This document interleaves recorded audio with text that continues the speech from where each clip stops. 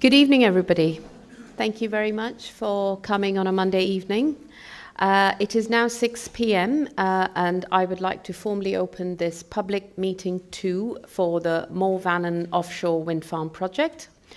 Before we introduce ourselves, I'll very quickly cover off a few housekeeping matters. Can everybody in the room hear me? Right at the back? Great, thank you. And has live stream recording, etc. started? Excellent. Can everyone present please set all devices and phones to silent? Toilets are to my right through the double doors. There are no planned fire drills during this event, so please leave the building by the nearest fire exit, which is to the back or behind me, and collect in the car park.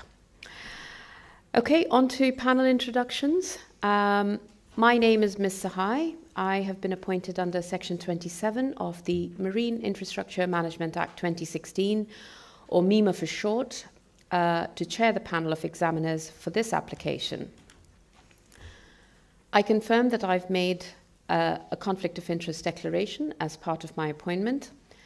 And for the avoidance of doubt, I can confirm that I have not had any professional or contractual engagement with Ørsted, the applicant, the Department of Infrastructure, or any other department or agency in the territory of the Isle of Man.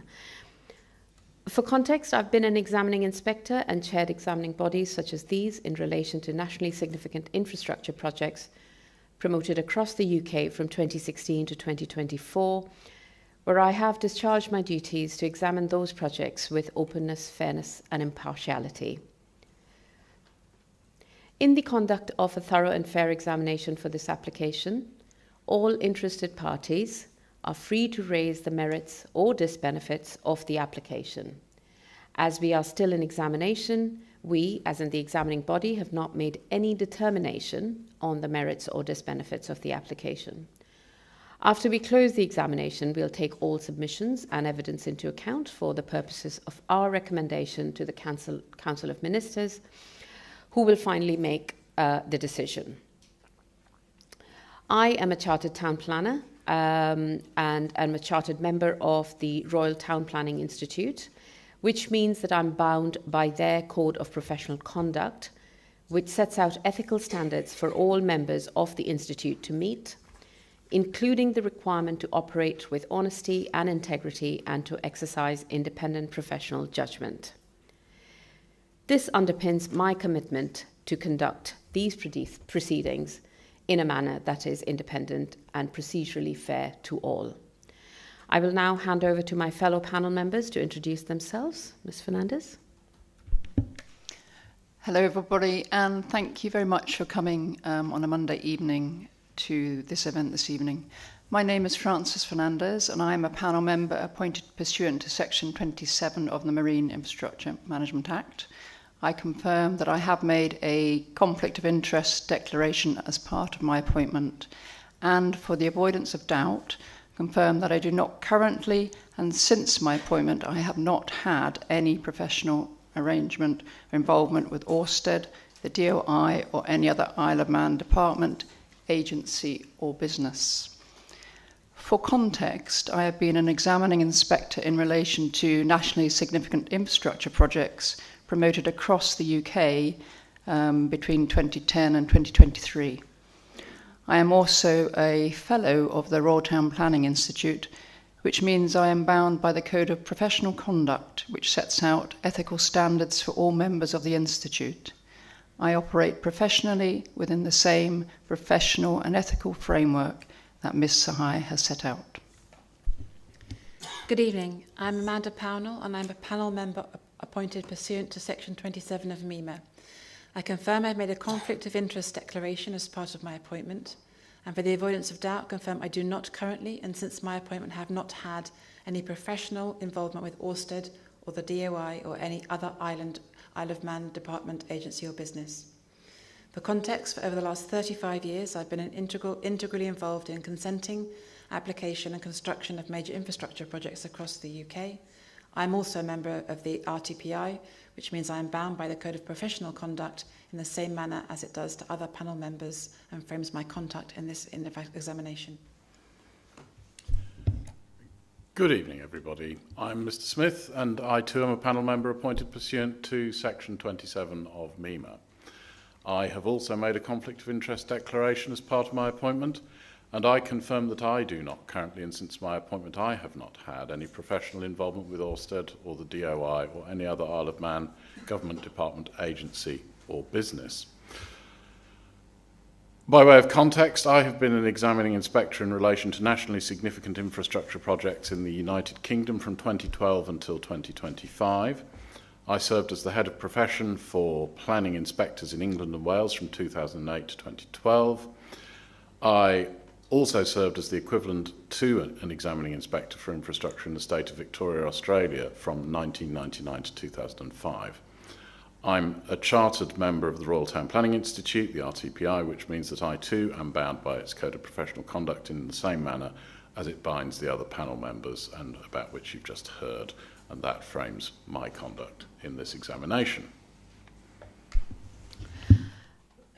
Together we constitute the examining body for this application. For all examination-related matters, we will be addressed formally, either as Ms. Pownell, Ms. Fernandez, Mr. Smith, Ms. Sahai, or Ma'am and Sir. Very quickly, case team introductions.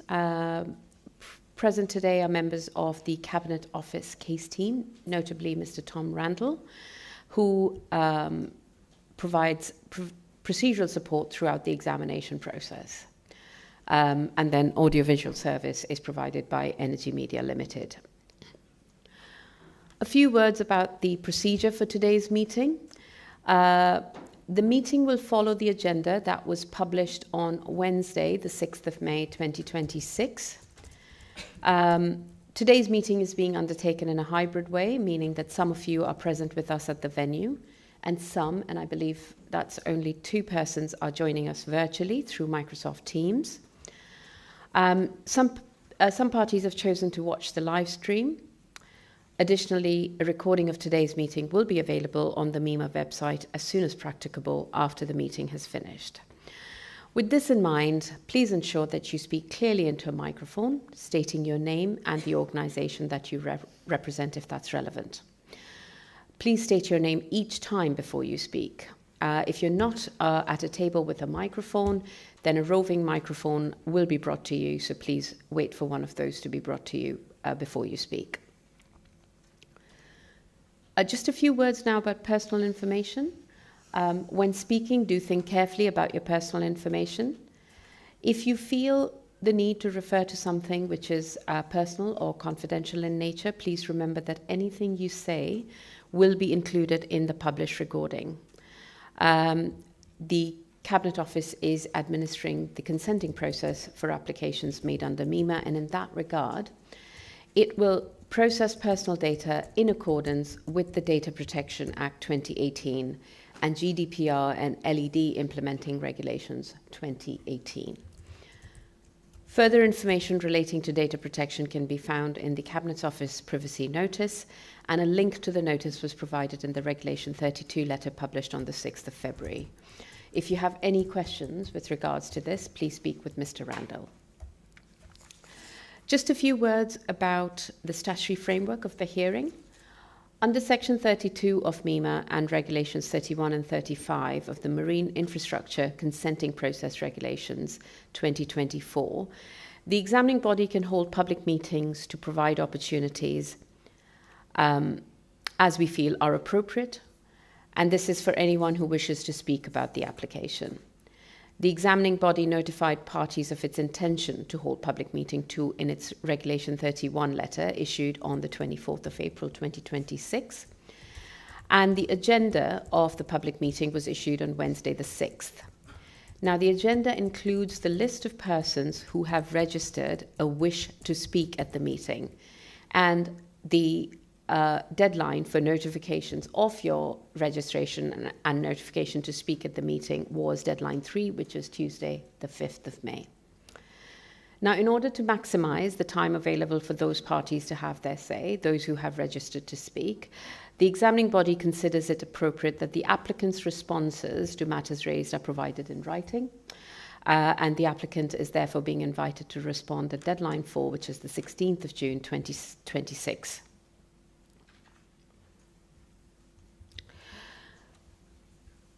I'm not intending to go through introductions with everyone. As we go through the agenda, you will be invited to speak to one of the tables in front of you using the microphone, and you may introduce yourselves at that point.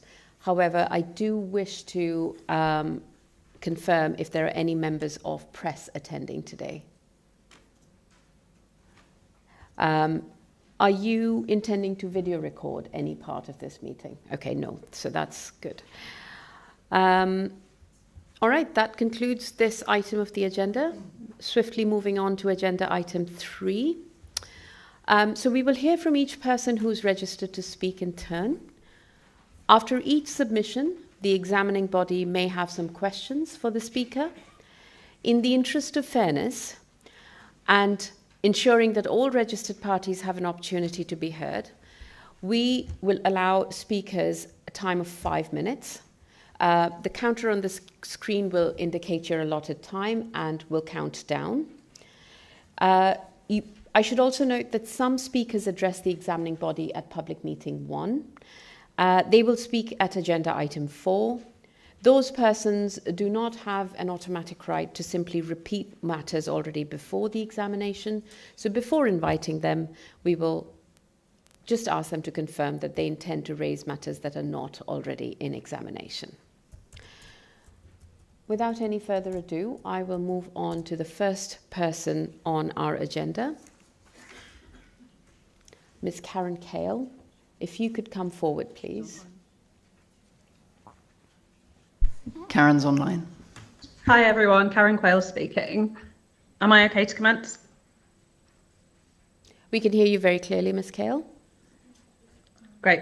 So my questions are around the consultation process, and honestly, I feel let down by the process so far. I think we can all agree that the process is complex. There's a lot of detail involved with the submissions. The documentation online available to the public is not only complex, but lacks details required for us to be fully consulted on the topic. For example, a number of numerical topics and items have not been confirmed yet, such as the amount of money the island will receive. Lack of transparency around requests for freedom of information have been declined. Ørsted have confirmed that it's a government decision as to whether we'll get a supply back to the island, and we have had no confirmation of this yet. Sizes of the turbines submitted in planning, as per Ørsted, are worst case scenarios, which until 2030 will not be confirmed. So my question here today is, how will we confirm that sufficient consultation has or will be performed? And I'm particularly concerned about, I guess, the movement of technology over the years and how we consult the younger generations on these topics.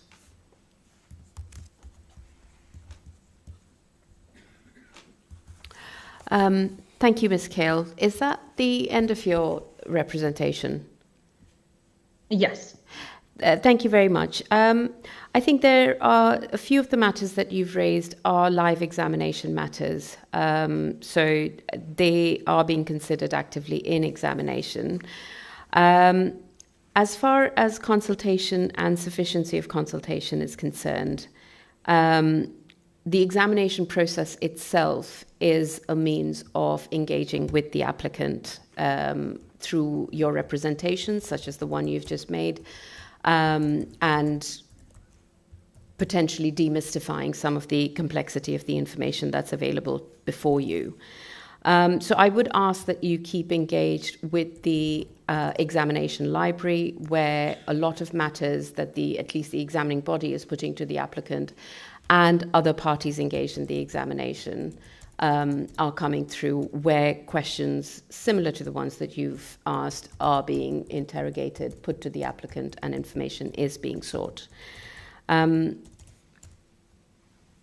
Would any of my colleagues like to? I guess there's just a kind of observation which, given that the applicant will be responding in writing at deadline 4, that I would like to make, which is that I think the the concern that Ms Cale has raised is one that is also potentially raised by a fairly substantial number of folk, and if there could be a summary statement put in at deadline 4 that signposts to the approaches that have been taken in relation to consultation to give people a starting point that enables them to discover A, what has been done already and what is intended to be done. That would be a very, very useful step that the applicant could take. Is everybody content with that, and we might make that into an action?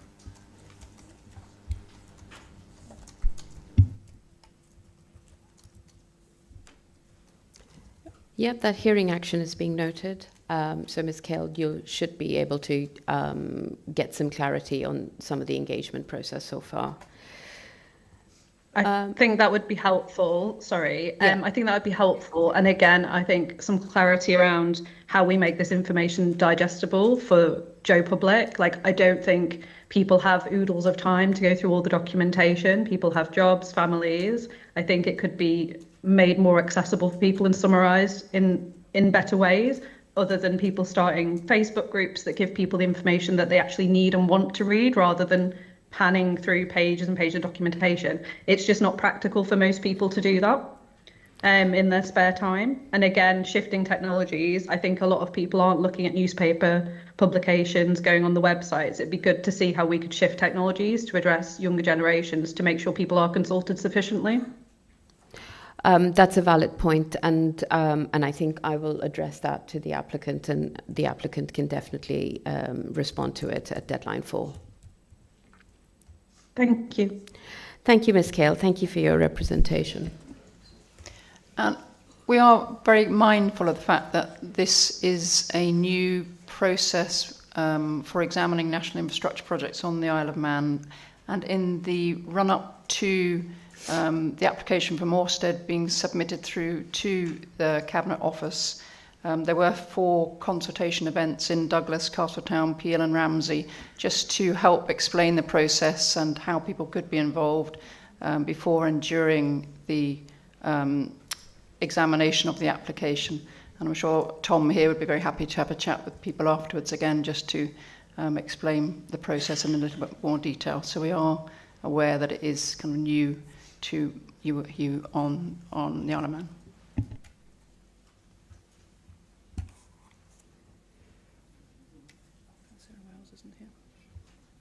All right, okay. Do we not have Sarah Wells? I don't think so. I'm just going to confirm, I believe the next speaker is not attendance today, okay? So I will move on. The next person on the speaker is number 3, Miss Linda Wales. Would you like to come forward?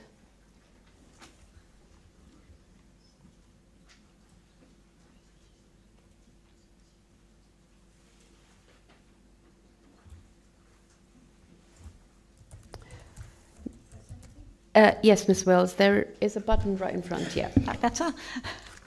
It's Mrs. Wells, but don't worry. Okay. I have followed several online platforms concerning this project, the members of which are well versed in various technical issues. I cannot compete with their knowledge. I've spoken to so many people about this and have yet to meet anyone who's in favour of it. The trouble is, too many of them, like me, are usually content to sit on the sidelines and hope others will speak for them. I am no longer prepared to do that, because this proposal needs all of us to speak out against it. The silent majority needs to find its voice. I can only tell you what I feel in my heart. I'm not Manx. I've lived here for nearly 20 years, but I cannot claim this beautiful island as the land of my birth. But if I could, then I would be fiercely proud of being able to do so, and I would do anything to protect it from being spoiled. Flying back from across, I'm always glued to the window to catch the first glimpse of our island home, or watch with mounting pleasure from the ferry as it draws ever nearer to this gem of God's earth. The visual impact from this industrial-sized project on the unspoilt shores of this land would be enormous. And it will be too late after they are built to do anything about the impact they would have on the marine life that abounds in our waters, and thus on the fishing industry. The tourist trade would undoubtedly suffer.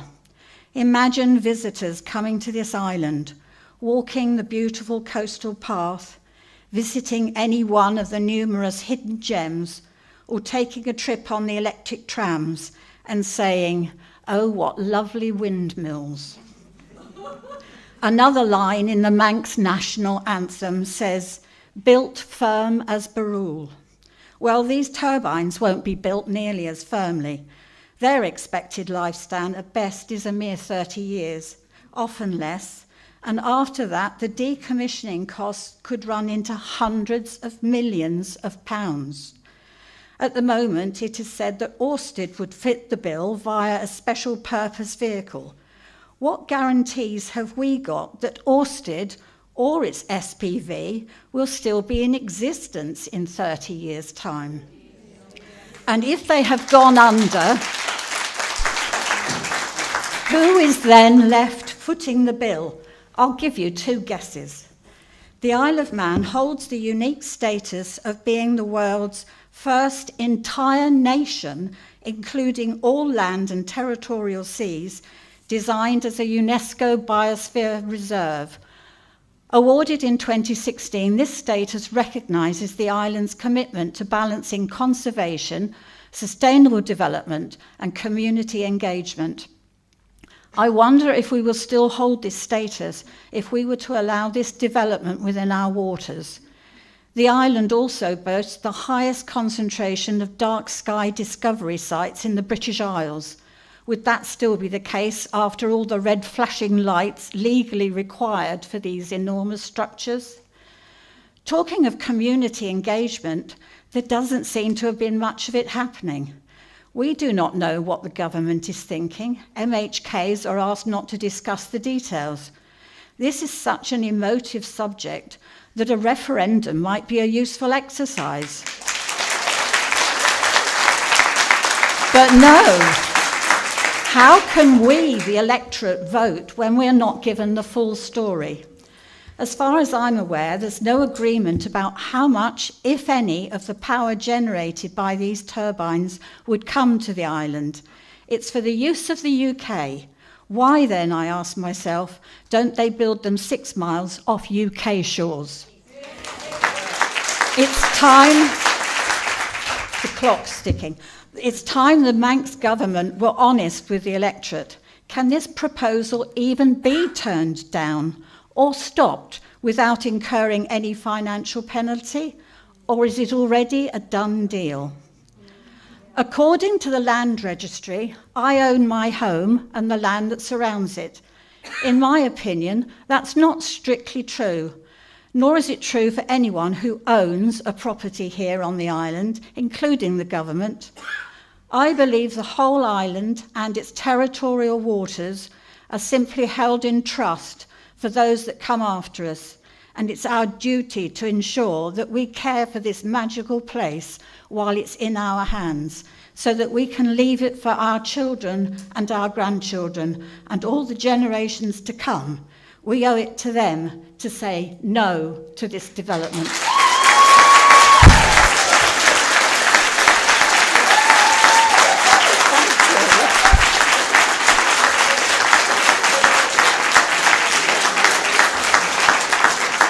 Thank you.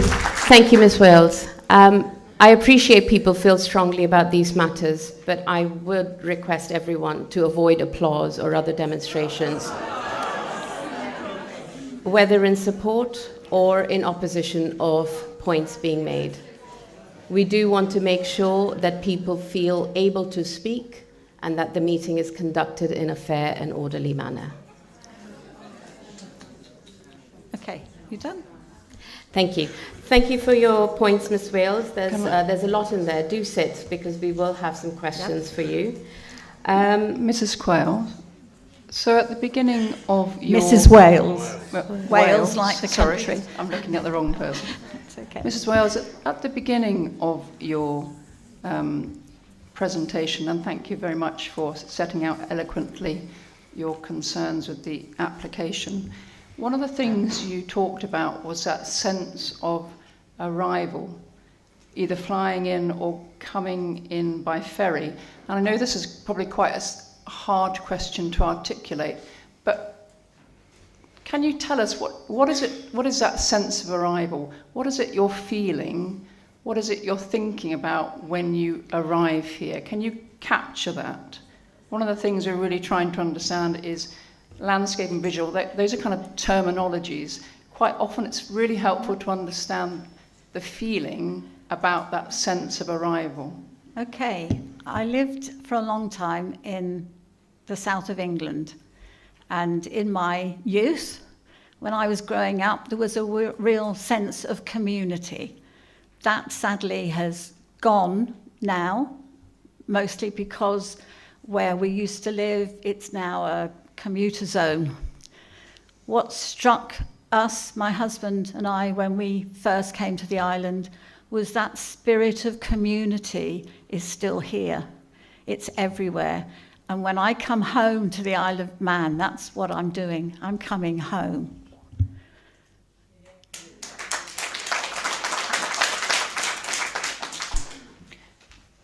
And equally, that departure is, how does that feel when you're leaving? Is it just, I'm just trying to really understand beneath the skin of the technical. It's that response, really. I'm a homebody, so I don't go abroad very often, but I do occasionally. And I love it. Everyone likes a holiday.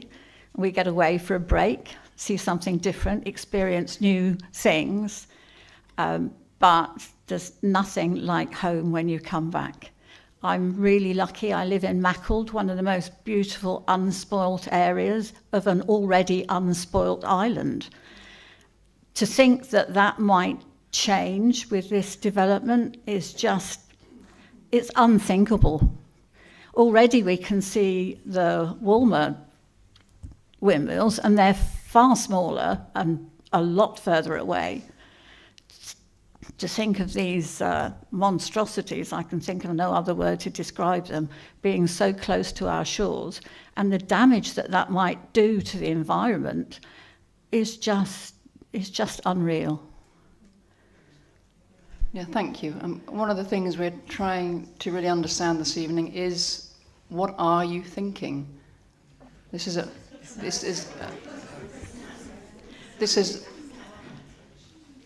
not necessarily a technical meeting. It's very much about hearing how you're thinking day to day, how will it impact you. And yes, we can shout and cheer and clap each other, but from our point of view, it's really helpful. The more time we can spend listening, the more helpful that is to us. Remember, we're examining this application. We have no set ideas, but what we were really trying to understand is, what is the view of you in response to this application? Thank you for your time. You're welcome. Sorry. Mrs. Wales, that was just a few points about process, if I could just clarify. Mm-hmm. You did say at one point that it feels to you like it's a done deal, and I just wanted to assure you that the examining body has not made any decisions on the merits of the application yet. They've not come with a predetermination about the outcome. We've explained a lot of that in our introduction. So we just wanted to reassure you, repeat that point, that the purpose of this examination, which only closes in the beginning of September, first week of September, is to test the application thoroughly, openly and fairly in accordance with MEMA. So all principal stakeholders remain free to raise relevant issues. And just to demonstrate that point, a lot of issues that you've raised today are live examination matters. So matters about landscape and effects are being addressed tomorrow at a hearing. Matters about fisheries were addressed today at a hearing.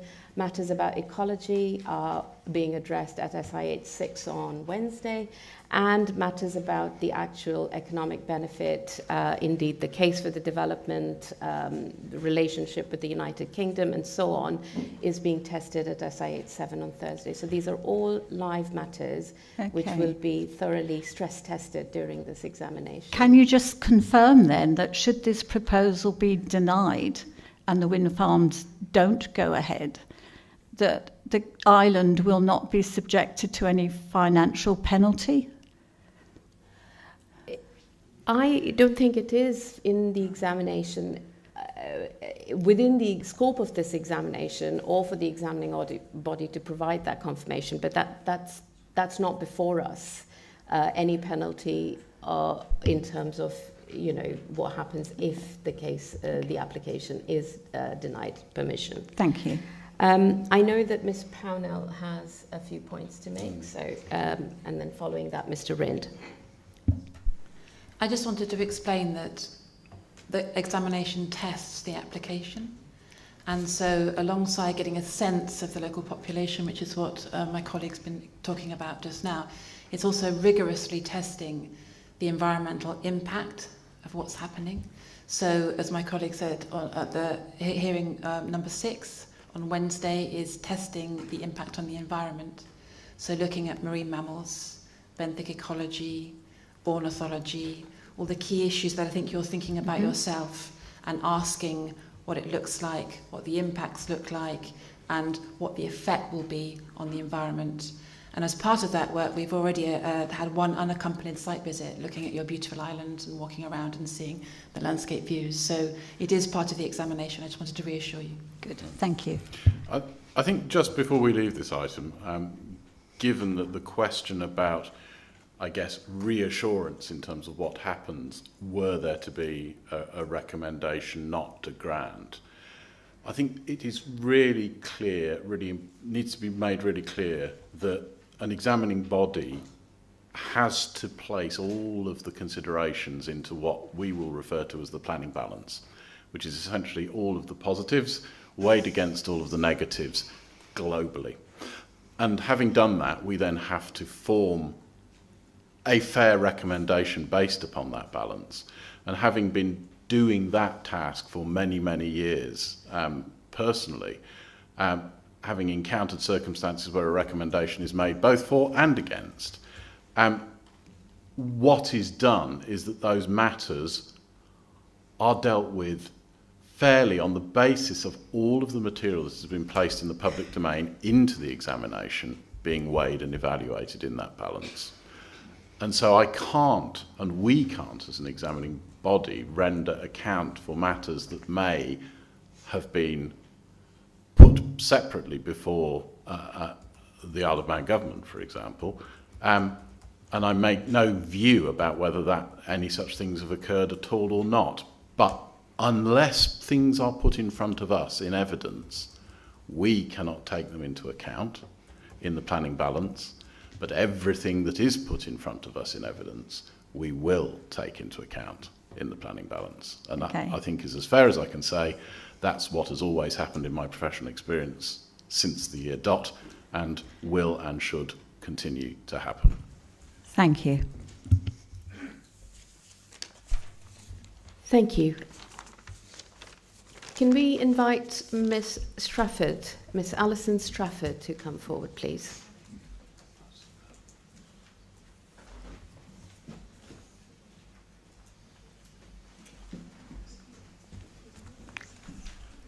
Did I address you correctly? Also Mrs. Mrs. Strafford. Yeah. My apologies. I'll hand over to Ms. Trant. Okay, so my name's Alison Strafford. I'm speaking to you as a concerned resident of the Isle of Man. My views are my personal opinion. I'm not affiliated to any formal group or organisation. I'm not a climate change denier. I believe we should be reducing our carbon emissions, and I am supportive of renewables. I do not oppose this project because it is a renewable energy project. I oppose it because I believe that the disbenefits of the project hugely outweigh the benefits for our island. I'm going to come back to UNESCO. Our previous speaker mentioned it, and in particular I'd like to address Ørsted's assertion that the Mooir Vannin project aligns with our nation's UNESCO biosphere status. particularly in light of a recent article published in Isle of Man Today, which was sponsored by Ørsted and therefore cannot be considered impartial. In this article, Jamie Baldwin claimed that Mooir Vannin offered the Isle of Man a practical way to contribute to the island's UNESCO biosphere status. He stated that the project aligned with UNESCO Goals 7, 8 and 13. Goal 7 focuses on providing affordable, reliable and sustainable energy locally. The Isle of Man's biosphere strategy emphasises the importance of establishing a local perspective on sustainability and finding local solutions. This project does not represent a local solution. The electricity is primarily intended for the UK market and will not contribute to our sustainable energy targets. And wind power, by its very nature, is unreliable, so let's stop calling it reliable. The economic contribution to the Isle of Man, claimed in support of UNESCO Goal 8, is not underpinned. Whilst Ørsted claims a substantial benefit, in their own literature, the figure of 2 billion is qualified with up to and in the region of. Even if this amount is realised, over 35 years, it represents only a small fraction of our GDP. Additionally, the projected number of jobs represents less than 1/10 of 1% of our workforce. And it's essential to recognise that these facts represent gross benefits, which must be weighed against any potential negative impacts to ascertain the net benefit.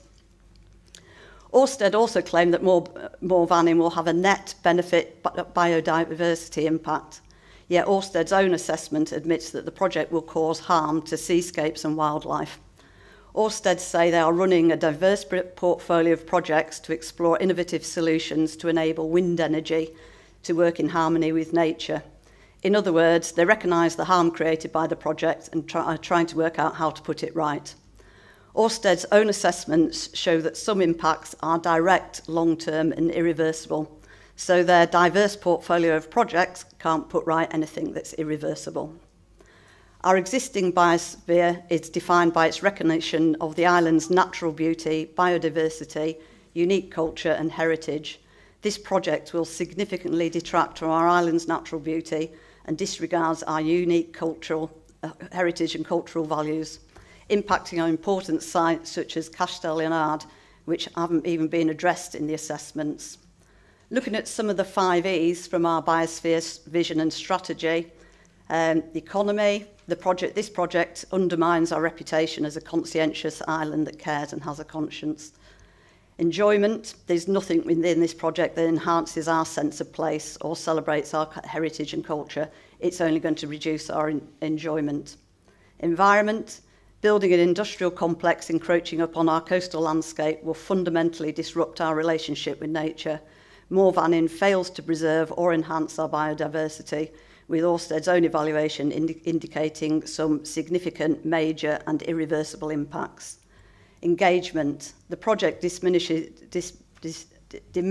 opportunities for the community to connect with nature and culture and contradicts efforts to promote sustainability by limiting access to natural spaces free from industrial intrusion. I won't talk about education, the 5th thing. If the intention was genuinely to enhance the Isle of Man biosphere and adhere to its core principles, the focus would have been on developing only the necessary generation capacity for the island, minimising environmental impacts and validating that the chosen approach truly serves community interests. UNESCO's involvement is critical in this consenting process. They provided valuable input during the Navitas Bay project on the Dorset coast due to its implications for the Jurassic Coast's World Heritage status.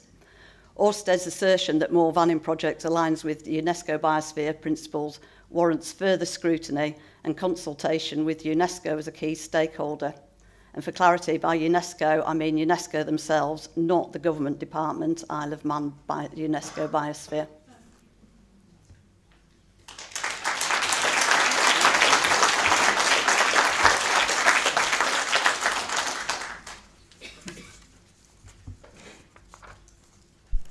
Thank you, Mrs. Strafford. The UNESCO biosphere, from looking at the website, and we've heard a lot about it during the examination over the last 3 months, was designated in 2016. Do you recall at that time, was there a celebration of that? How did that get communicated across the island? How do people know about it? you'd have to ask somebody else that question. I wasn't resident on the island in 2016. Like the previous speaker, I married a Manxman and we've moved here later in life. I would love to call myself Manx. I'm very proud. We chose to live here. We chose to live here because of its beauty. We've chosen to live on the East Coast. We think that's one of the most beautiful places in the whole world. We had no ties to anywhere. My husband decided to return to the land of his birth. And I love living here until I found out about this project, and I'm devastated. Thank you.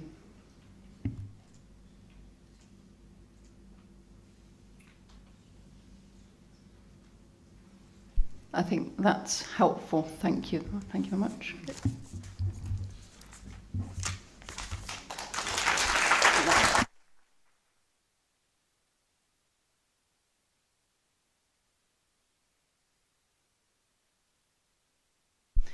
Maybe please hear from Margaret Brown. Thank you.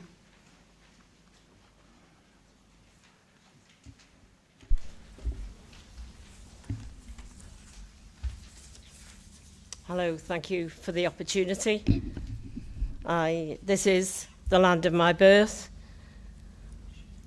I don't live on the coast. I'm not against green energy, but I am exceptionally worried about the situation and also the misunderstandings that seem to be surrounding the Ørsted's proposed wind farms off the coast of the Isle of Man, so I felt compelled to speak. The Isle of Man is not getting cheap electricity. There are going to be proposed 87 offshore wind farms, each possibly 350 metres high, and only 6 miles off the Isle of Man coastline. Power is for the UK and will not provide cheaper electricity for this island. I would have thought there's anybody, any of the panel, anybody at all who is living on this island or living anywhere where something like this is proposed and they're not getting the benefits of the electricity, it just seems a no-brainer. The Isle of Man has got so much to lose. The massive visual impact, creating a wall of industrial steel instead of an unspoilt coastline, devastating for the locals and for tourists too, who come here for the quiet unspoilt coastline. So thereby it would affect the tourist industry.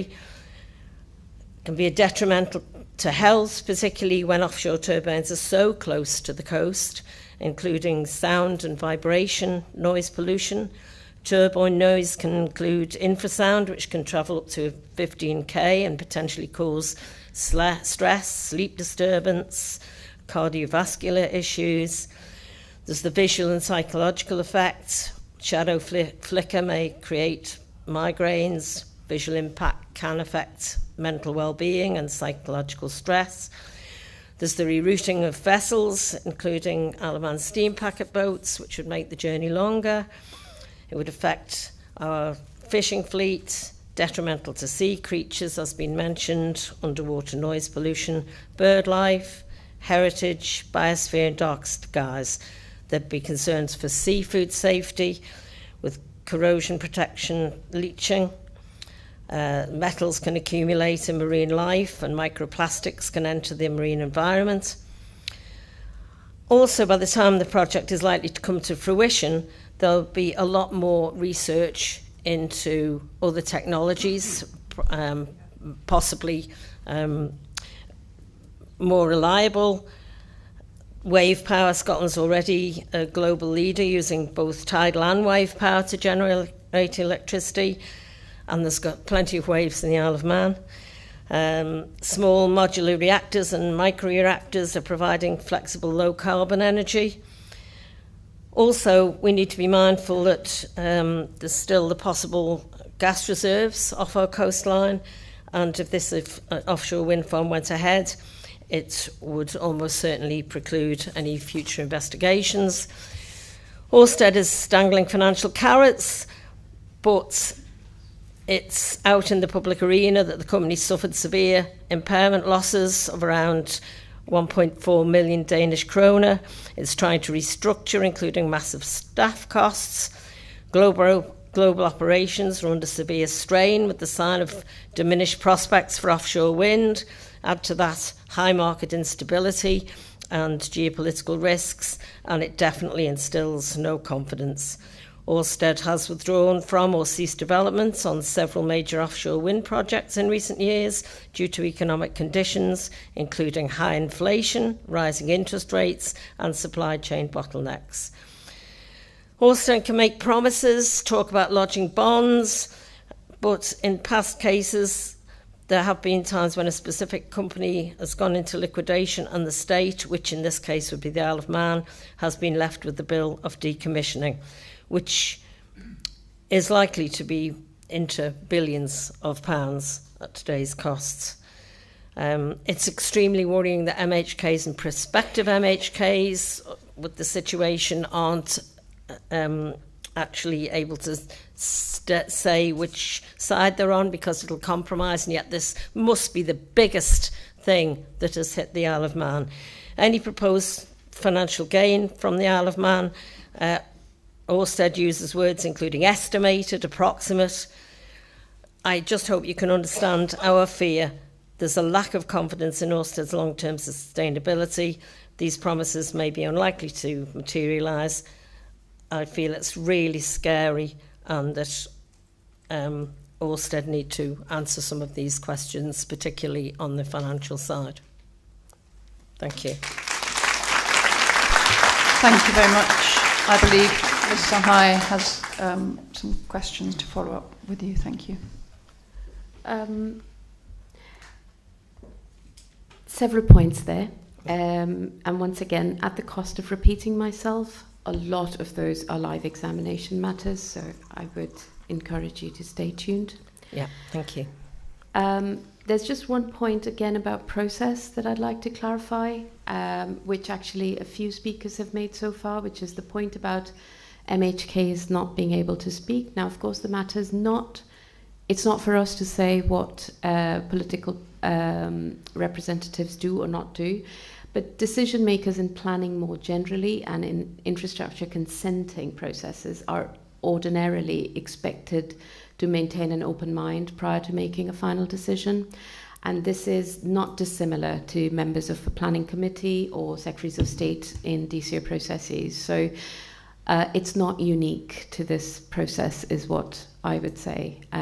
However, and again, at the cost of repeating myself, hopefully this examination provides the forum for you to be able to ask the questions and receive responses in an open and impartial way. And this is the forum for you to be able to do that. Could I just say, though, sort of as a Manx person, it is the MHKs who represent us, and it is the MHKs who will be making the final decision, and it is such a vast decision. And just by the feeling in this room, I'm sure you realise how worried people are. It is really, really worrying, and I'm sure if any of you have this happening on your doorstep and not obtaining even any electricity from us, you would be equally worried, and it's frustrating, particularly with an election coming up. We want, as was said, to have had a referendum. I'm not big on referendums. Look what happened with Brexit. But this is such an important situation, and it is really worrying that, these prospective MHKs and current MHKs, I understand the planning, but nevertheless, it's a frustrating situation. Those points are noted, and the feelings in this room are not lost on us. So rest assured that we're listening to everything, and what you're putting before us is evidence that will be taken forward in the planning balance exercise. That ultimately is the big exam question before us. I'm not an emotional person, but I could cry.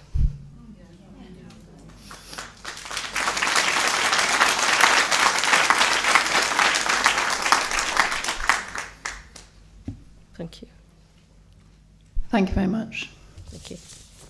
And we do understand that asking you to come and talk to us for 5 minutes is probably pretty alien for many of you. And so the fact that many of you are taking the courage to do so is actually also understood and appreciated. So, you know, we don't ask you to do this lightly, and we do understand for many of you that's quite a strange thing to be asked to do. Okay, Suzanne Woolley is next on our list.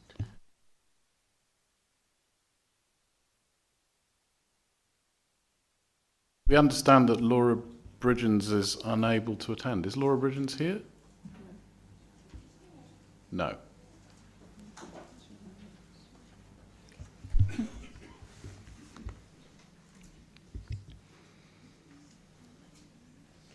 Hi. Good evening, Suzanne.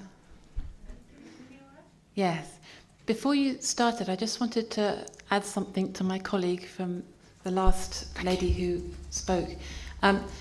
It was just again to reinforce the process that we're here to undertake. And today's sessions were about fishing and shipping and navigation, which my colleague chaired. And organisations like the Manx Fish Producers Associate organisation were there, and the Steam Packet were also there. So at each of these hearing sessions, all the stakeholders involved in these processes are invited to attend, and ordinarily most do attend, and all the issues are tested with those stakeholders.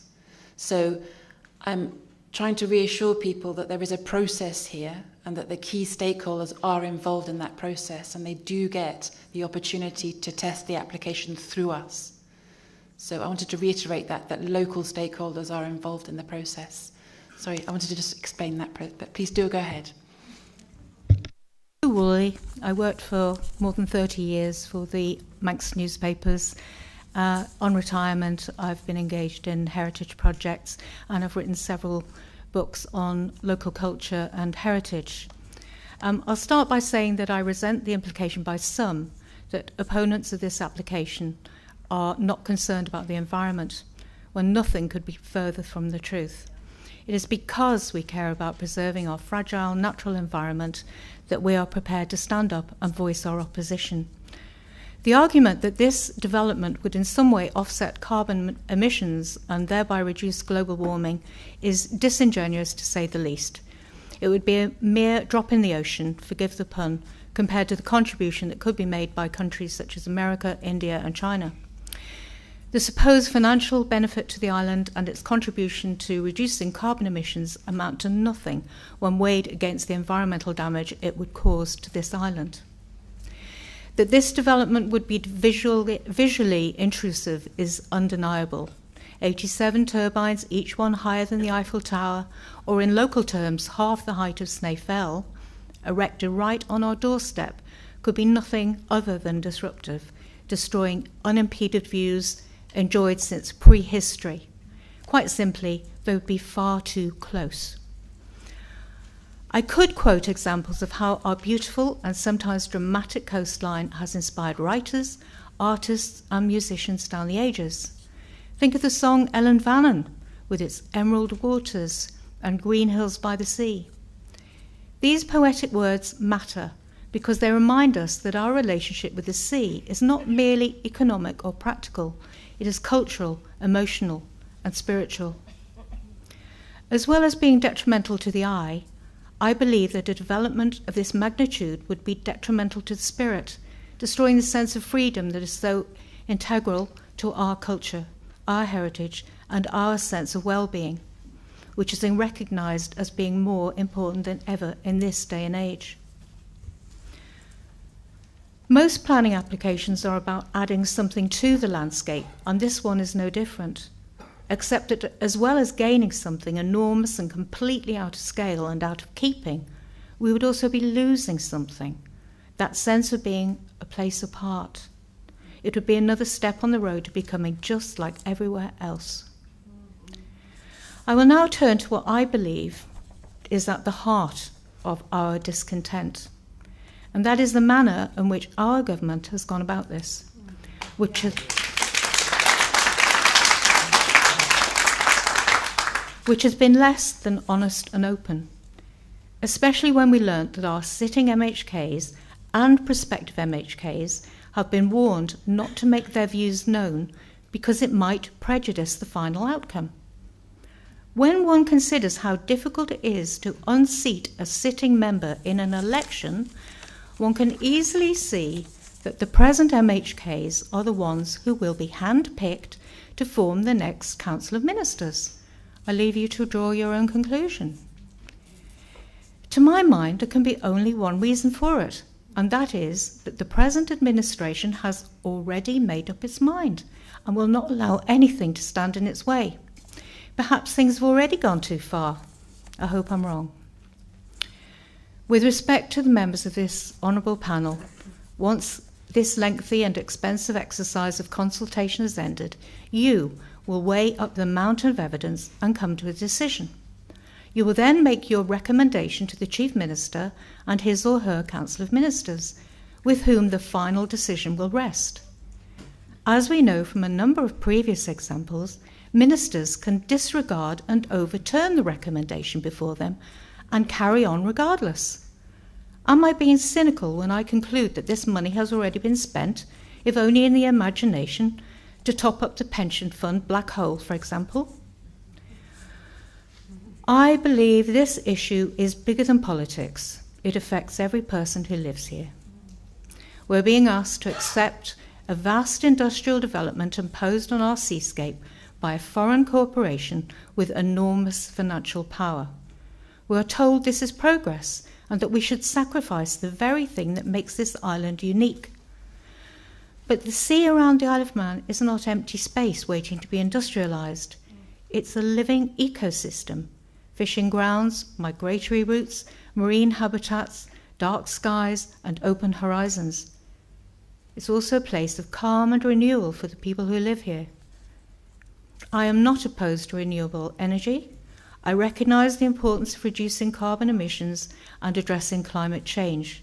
However, supporting renewable energy should not mean abandoning common sense, environmental caution, or democratic accountability. What I do oppose is the reckless destruction of nature in the name of greenwashing and profit. I oppose communities being sidelined while decisions with permanent consequences are advanced behind closed doors. For the marine life that has no voice, for the health of our waters, for the well-being of our community, for our heritage, our horizons, and future generations, I say no to this proposal, politely, firmly, and with conviction.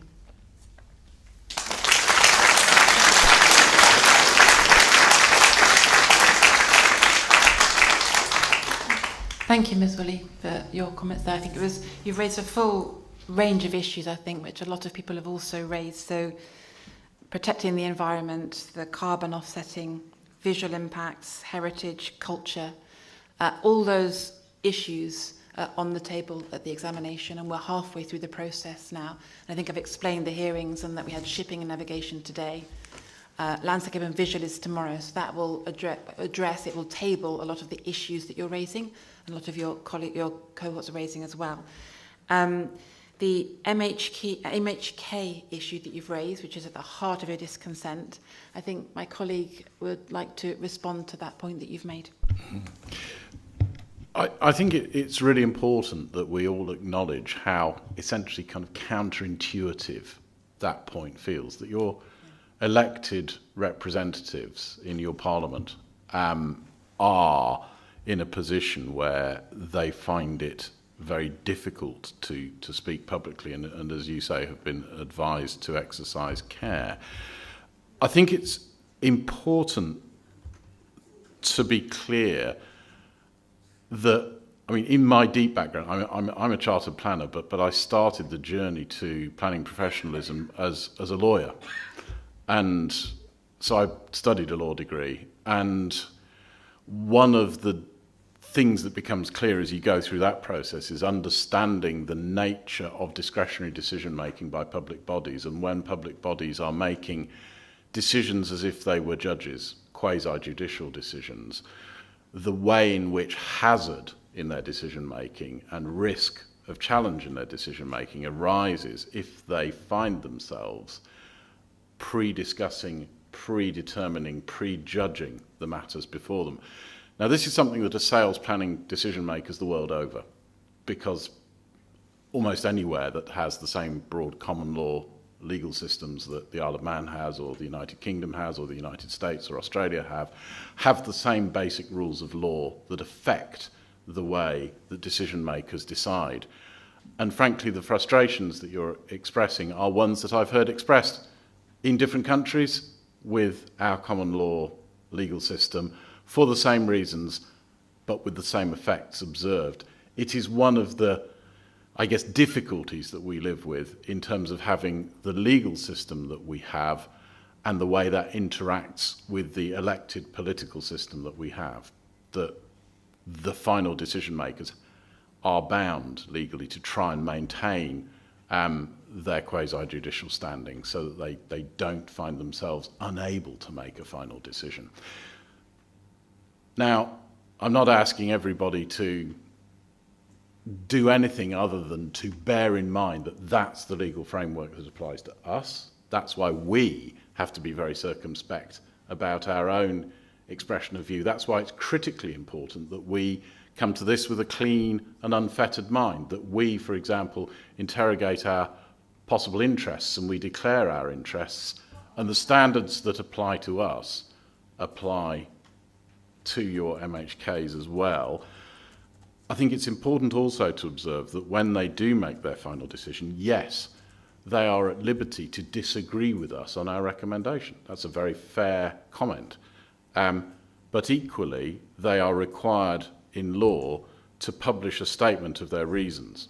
So if they do disagree with us, at the end of the day, they are accountable and they have to make the statement that is published that sets out why. And I just thought that given the nature of community concern about that issue, which has been repeated, that it was worth just kind of anatomizing the legal framework that informs the reason why this rather counterintuitive, this rather strange way of behaving is happening, and to just at least reassure you that you are not the first and you won't be the last community to experience that, essentially as long as there are elected politicians making planning decisions and as long as the common law endures as the framework within which those decisions are being taken. It may be what you feel. Excuse me, madam. We can't actually hear you. So I think if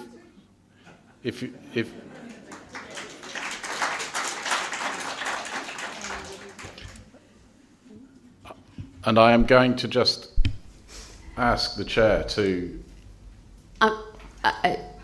One of the processes that we do have to follow, and this is by law, is that speakers do need to register.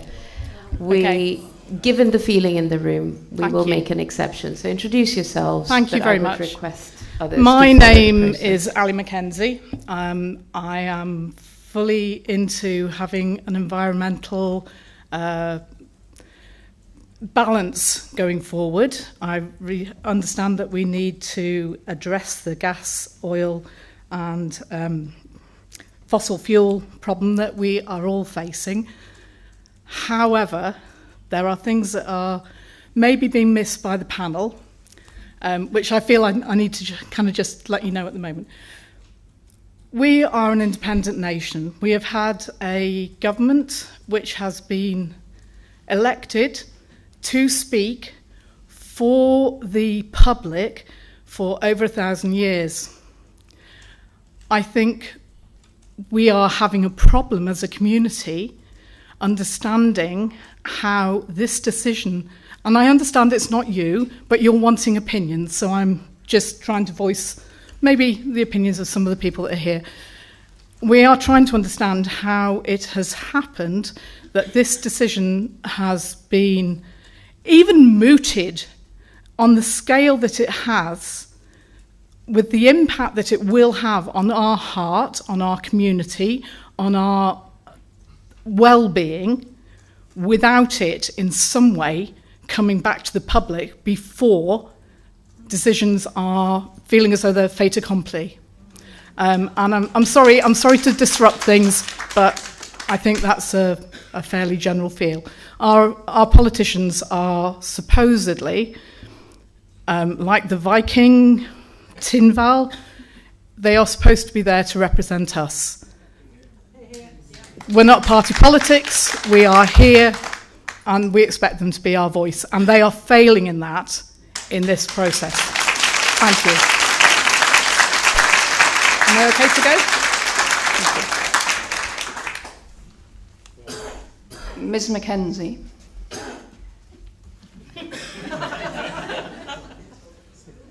Thank you very much for your representation.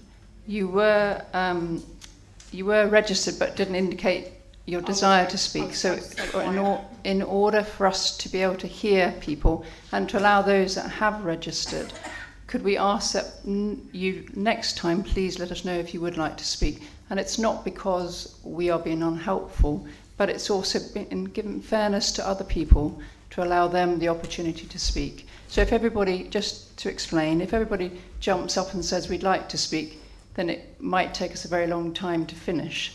So if you would like to speak, you're more than welcome, but we would ask you to register. I think maybe a lot of us didn't realise how open this was going to be. Had we have done, I think maybe more of us would have been prepared to speak. Yeah, and that's really helpful for us to hear. So the other thing, at the beginning of the public meeting this evening, we did ask you not to clap and cheer and shout. And the reason for that is partly to enable time for everybody to have their opportunity to be heard. Secondly, we can feel the atmosphere in the room. We can understand what your concerns in terms of body language and atmosphere. We're quite capable of reading the room, but we really want to make sure we have time to hear from everybody. So whilst that's quite tricky to hold back those emotions, could we ask you to do that in deference to the process that we are trying to run? And for us, it's really important that we hear what you have to say, because if you imagine the scenario in November when I'm writing a recommendation report with my colleagues and I'm saying there was lots of booing, hissing, cheering, that's not really evidence I can use in a recommendation. What I really want to hear, and what my colleagues on the panel want to hear, is how are you feeling? What does it mean to you, this proposal, and what is the impact on you? And that's why we have set up this evening in the way that we have, to enable you to tell us. Clapping, hurrahing is interesting, but it doesn't give us that evidence. So please, we'd really ask you to respect what we have asked you to do and listen and share your views. And people shouting from the room doesn't help us either. All right. So please can we hear from Michelle Cook? Thank you. Ms. Cook, just before I give the floor to you, just one point. If parties did not know that they had to register to speak, it's just a reminder that there is one final round of hearings that are scheduled for July. On June the 26th, we will indicate whether we intend to hold a public meeting at that hearing. And this is a reminder to the roughly over 100 people sat in this room here that if you do wish to speak, you do need to register and you need to indicate that you wish to speak. And that is the process we will follow. That is the process that is allowable by legislation. That's my point. I will hand over to Ms. Pownell. And Ms. Cook, if you'd like to go ahead. Okay, thank you. Before I get onto the topic I wanted to cover, I just wanted to make the point that I'm not against green energy at all, but I'm speaking because I don't believe that the benefits that will be flowing to the island are adequate for the damage that this will cause. In a nutshell, and I keep saying this, but in a nutshell, thank you, I believe that if the Isle of Man goes ahead with this, it's basically an act of self-harm.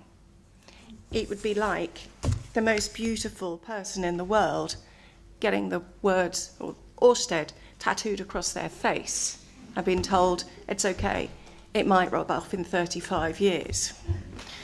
So, the thing I want to talk about is excuse me, I've got a cough, is about the information deficit which underpins the project and the consequences of that on the understanding and participation by the residents of the island.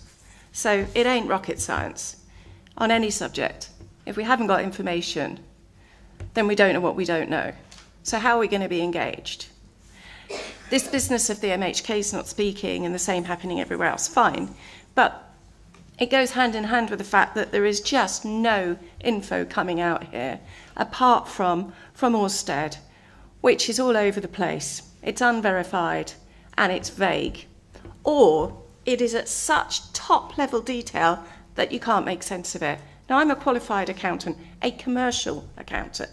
I can't follow what's going on here with the numbers. Up to 2 billion over 35 years? What does that mean?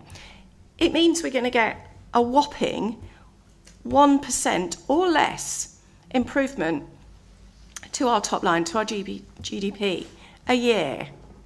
But we don't know if we're going to get taken out of that the cost of the interconnector. We don't know if it is coming out of that the loss of the income for the fisheries and tourism. And it's supposed to be a mix of tax and seabed rental. We don't know what the split is. And if it's tax, then I'm lost. I don't know about anybody else. Tax, I mean, goodness me, tax is based on profit. Profits fluctuate. And you can have losses. What happens if that is the case? We're going to be left with less than 1%. To damage the island irreversibly, to damage wildlife and all that sort of thing. There's no mitigation fund mentioned. Mitigation funds are standard in these projects. Nothing is being compared to anything else by anybody. Look at Sizewell C. The mitigation fund there is great. Here, it doesn't exist. I spoke to an MHK who is in Comis, an MHK of Garth, blighted constituency here. She'd never even heard of a mitigation fund. How can that be? So this business of MHKs can't speak. It shouldn't be that MHKs aren't informed either, and they're not informed. When I proposed a meeting with an MHK, I was told, well, it sounds like you know more than me, so there's no point in meeting you. Would you like me to take you round the buildings instead? Thank you. 9 people plus the Chief Minister will decide this for us. 9 plus the Chief Minister, who has said that this project is not about energy. It is about financials. It's about economic gain to the island. And yet, as of December last year, neither he nor the then Treasury Minister had seen the agreement for lease. And I believe, and please look into this, that none of the members of Comis have seen this either, and yet we're months away from a decision. And I just don't understand how it can be. And I also don't understand how Ørsted are allowed to put up posters all over the place. But I saw one on the 27th of April at the airport. It had their name over the top of it, a beautiful picture of the Mackhold coastline, absolutely lovely, clear blue sky, and relevantly clear waters, because there were no turbines in there. And they put bringing renewable energy to the Isle of Man or something like that. And it's like, goodness me, how misleading is that? And why? If there's nothing wrong with it, show it. It's appalling that this has been allowed to happen. It's just at absolutely scandalous levels now. And we're being told, oh no, it's normal not to talk about it. It isn't normal not to talk about it. It cannot possibly be okay. If you gave a little scout hut development, if they gave us a proposal and they said, we can't tell you what it's going to look like, and we don't know what it's going to cost, and we don't know the benefits it's going to be bringing in, they'd be laughed at. Well, it's the same. Thank you. Thank you, Ms. Cook. You've been...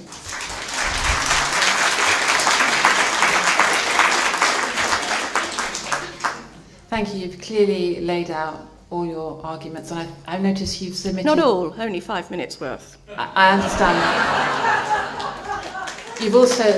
You've also submitted 2 eloquent submissions at deadline 1, I believe.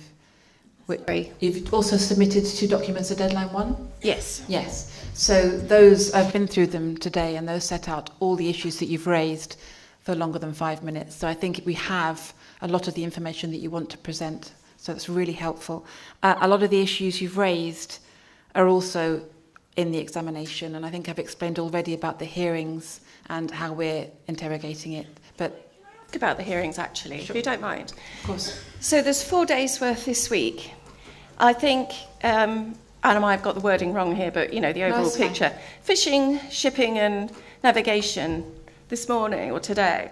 Landscape visual impact tomorrow. What is what are the next 2, please? So Wednesday is covering... Wednesday's environment. Okay, and Thursday's a range of issues. On Thursday is the actual the legal provisions in the draft marine infrastructure consent, matters relating to the case for the development, matters relating to land and rights, and such matters. Okay. And anything on Friday, is that it? That's okay. So, where is the financial scrutiny? Where's the hearing about the financials? So it's just worth emphasising that the examination is primarily a written process. So a lot of the financial scrutiny. So, for instance, to begin with, the application came without a funding statement. It was rigorously tested. The whole idea of there not being a funding statement at the first round of hearings. And then, of course, the applicant has submitted one. That financial scrutiny about the case, the case for the development is going to happen on Thursday, and indeed is happening through written questions. So it will happen as part of Thursday? Yes. The financials are getting part of a day? So it's just worth emphasising that not all matters are within the scope for the development. The case for the development, which is based on the economic strategy, which is an Isle of Man, which is a Manx policy, is going to get tested. There are certain matters which might be beyond the scope of this examination, and at this point we don't have the time to scrutinise that in any level of detail. But that is, and yes, given the range of issues in examination, the case for the development, including the economic case, is a part of a day, alongside all the written questions. Okay, because and various requests for evidence. Okay, because I'd also like to emphasise that the Chief Minister has said that that is the deal. It's an economic deal. It's not an environmental deal. So therefore, I think it deserves more than part of a day. And I also think it should be brought in for scrutiny. It shouldn't just be said it's outside the developmental scrutiny. It should be brought in. So I do have my colleagues, Ms. Fernandez and Mr. Smith, would also like to make a point, so do stay seated. Okay.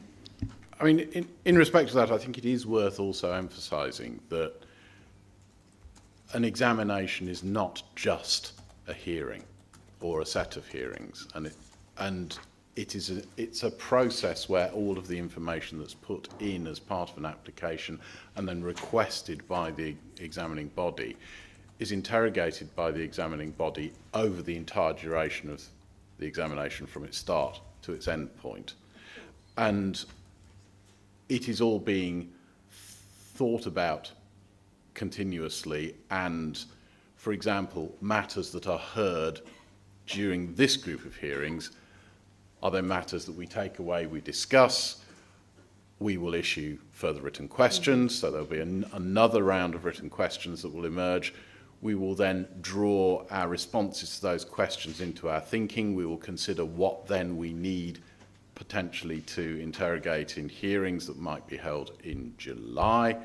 And I think it is fair to say that whilst we held open the prospect that those hearings in July might proceed, I think we are moving towards a view that they will need to proceed, and so notice of further hearings will emerge in due time. We will not be concluded on any of this stuff until we have worked our way very carefully through everything that's been put forward to us, and so that is a much bigger process than essentially just the individual part of a hearing where an issue might surface. And actually, I mean, shipping, fishing, navigation, etc. being examples, noting the importance of those to the economic interests of the island, have had one day of hearings, and then we came back and dealt with them again on this occasion because we felt that it was important to dig further and more deeply into them.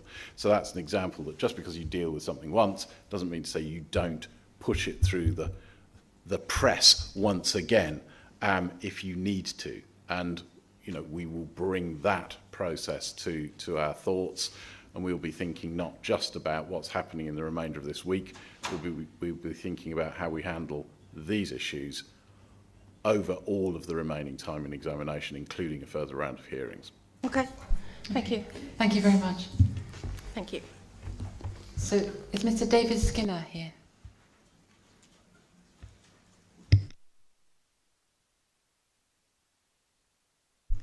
Good evening, Mr. Skinner. If you'd like to get seated and make yourself comfortable. I will, thank you. I have a prepared statement, but first of all, I'd just like to say that I concur with all of the speakers that have come forward so far. I know there's a lot of emotion. I feel that emotion myself, being a Manxman, with my family going back to the 15th and 17th century here.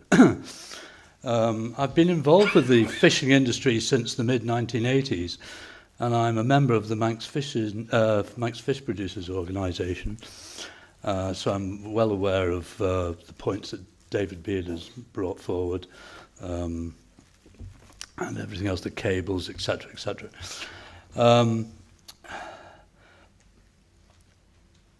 I had hoped that I'd be able, that my family would be able to continue into the future in the fishing industry, but that's not looking very likely with that array going to be out there.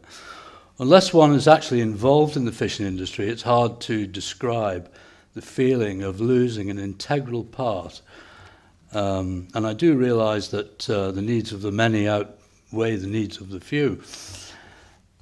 However, to quote the developer, impacts would be major and could not be mitigated. So the seabed is going to be devastated. That's the bottom line there. The Isle of Man's done very well to achieve biosphere status. Part of that achievement is down to the sterling work that DEFRA and the Manx Fish Producers Organisation have done to make the Isle of Man fisheries the envy of jurisdictions near and far. Sadly, it looks like the DEFRA Planning Directive of 2025 to protect wildlife habitats has been binned. I know the 10% loss of fishing grounds doesn't sound very much, but the importance of this area cannot be understated. These are prime, very fruitful fishing grounds, which provide quite a number of reasonably well-paid jobs, which the wind farms will not. There will be no doubt the economic impacts from this if it goes ahead. I don't see how this will benefit the island, i.e. no electricity, years of waiting for any returns of any note, and a loss of fishing opportunities as well as a blot on the seascape. I understand that the Hornsea 4 project has been cancelled or paused due to the poor economic climate, which has been mentioned before, costs, etc. And from a personal level, I would hope that in 2030, after the next UK general election, subsidies will be withdrawn by the new government, rendering the project, shall we say, dead in the waters, so to speak. And finally, I'd like to thank Garth Commissioners and David Beard, the Manx Fish Producers Organisation for the tremendous work they've done in this project.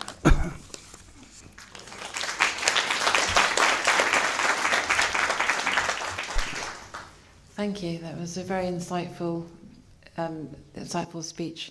I think David Beard presented a lot of the information that you've presented now today. He put your case forward in front of the hearing. So I think I don't have anything else to add because I think he's put everything on the table. I don't know if my colleagues have anything else to add.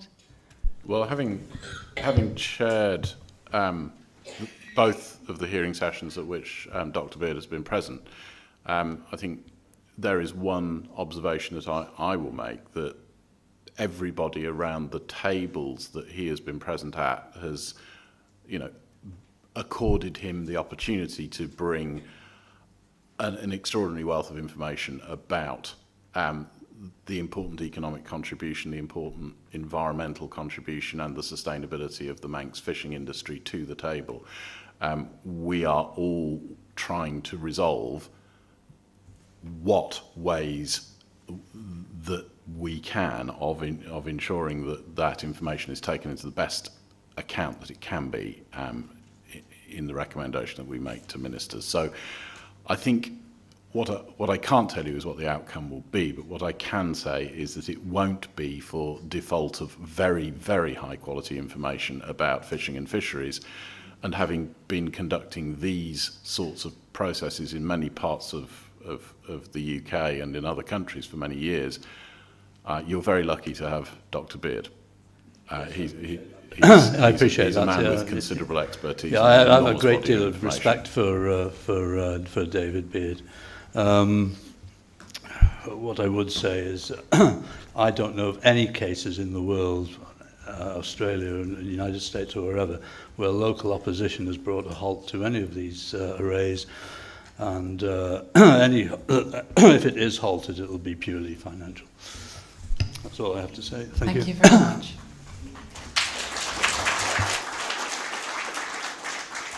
Is Janet Corrin around? Thank you so much. Come to the table. Make yourself comfortable.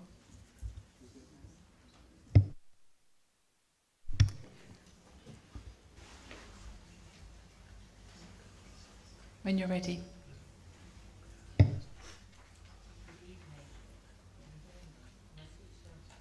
Is that it? Great. Unfortunately, as I'm number 10 to speak, I am going to repeat a lot of what's already been said. But in a way, I'm going to summarise that transparency matters more than technology. Questioning a proposal of this scale should not automatically place someone in the category of being anti-progress or anti-environmental.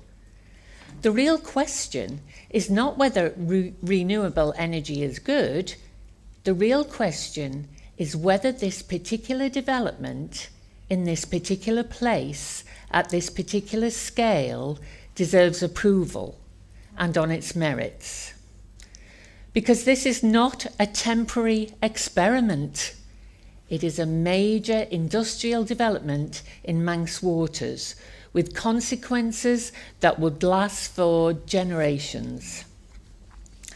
And once an infrastructure of this scale is established offshore, future expansion becomes easier to justify. Additional infrastructure becomes easy to normalise, and gradually what was seen as exceptional simply becomes accepted as inevitable. This is why people are right to think carefully before crossing thresholds that may be difficult or impossible to reverse. This is why the standard of scrutiny should be extremely high, especially for an island whose identity is so closely connected to its natural environment, coastline and biosphere.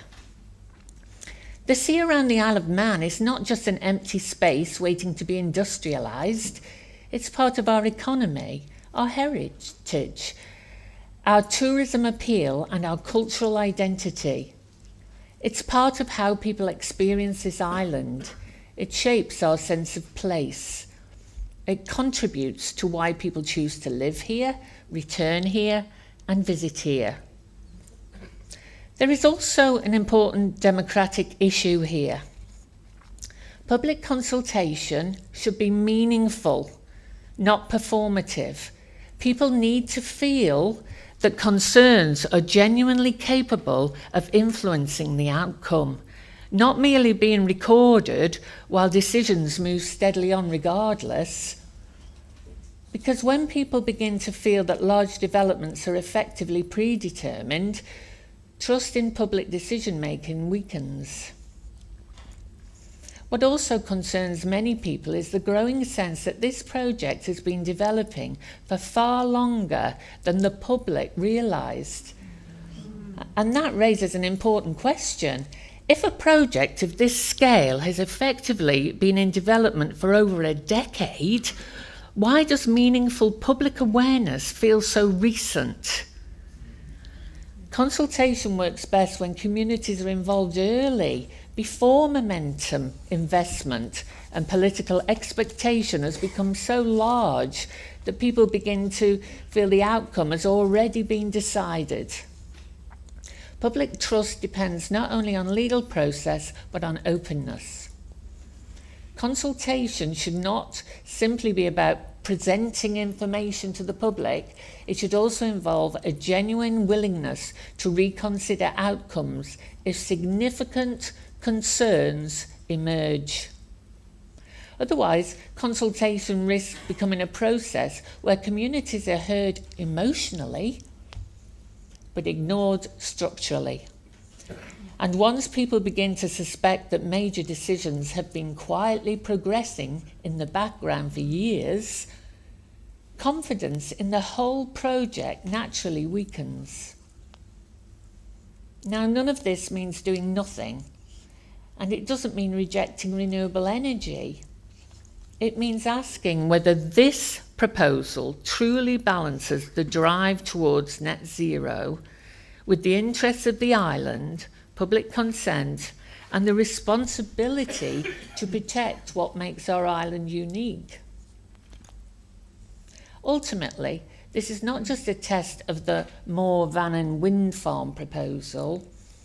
It's a test of political judgment, a test whether our government still believes that protecting the long-term character of the Isle of Man matters as much as a large-scale development. Because today's ministers are only temporary custodians of something far older and far more permanent than themselves. And future generations will live with the consequences of the decisions made now.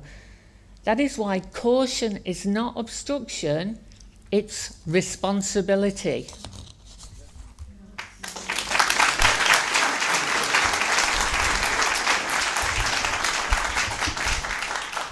Thank you, Ms. Curran. That was a full speech covering a lot of issues. As you say, I think most of the issues have been covered by people who've spoken before you, but it's on record. It's being transcribed. I don't know if any of my colleagues have anything to add to that. No? I'll hand over to Monica.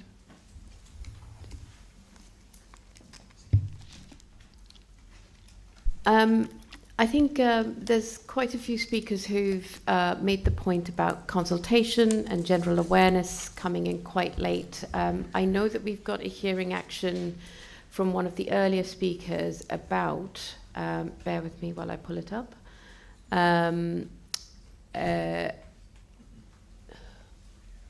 about the consultation process that's been undertaken so far, and we want some clarity on this from the applicant, but also from the Cabinet Office. And what I was going to suggest is potentially that taking the form of a brief paper, almost even diagrammatically, from the applicant about how you've engaged with statutory bodies and public in relation to the development of the project. And I think that will help the examining body understand how you've thought about some of the concerns that are being raised from the floor today. That was my question and the point that I wanted to make. Yeah. Thank you very much. And a question, if I may. You talk about the industrialisation of the sea. When we look out on a day like today, we can see Walney, and when you climb high, you can see more of it. How do you view Walney in relation to this proposal? What is clearly you're living with and seeing Walney? Okay. So what is your thinking around that? Well, I'm a Manx girl and I am married to a fisherman. Generations of my family have lived in Peel, actually. We live in Onken, but I'm terrified that once this goes through, it'll be all around our island. The thought of Peel particularly, you know, having wind turbines is absolutely heartbreaking. So what was your question? Sorry, it's very nerve-wracking process, especially with the cameras and the microphones. You know, we're just ordinary people. Hence my comment earlier this evening. I know, and you did, which was very nice. But you guys, you see, are so experienced. You've told us already how experienced you are. But for us, to actually come here and speak out has taken a lot of courage for me. Indeed. And for many people. So my question was that when we look out, there are wind turbines in view, and the concern... If I'm in Laxey, which I love, I don't want to see 6 miles out wind turbines the size of the Eiffel Tower, and 87 of them at that. It's terrifying, as people have said. It's mad. It just seems so crazy. And my point here was, I mean, I've only kind of engaged with this in the last couple of months due to the petition that's been going around. Prior to that, you know, I know it's obviously been going on for 10 years or more, but it's not been put out so that people can understand or engage with it. That was the point I was trying to make. Yeah, thank you. Thank you. Okay. Thank you very much. Thank you.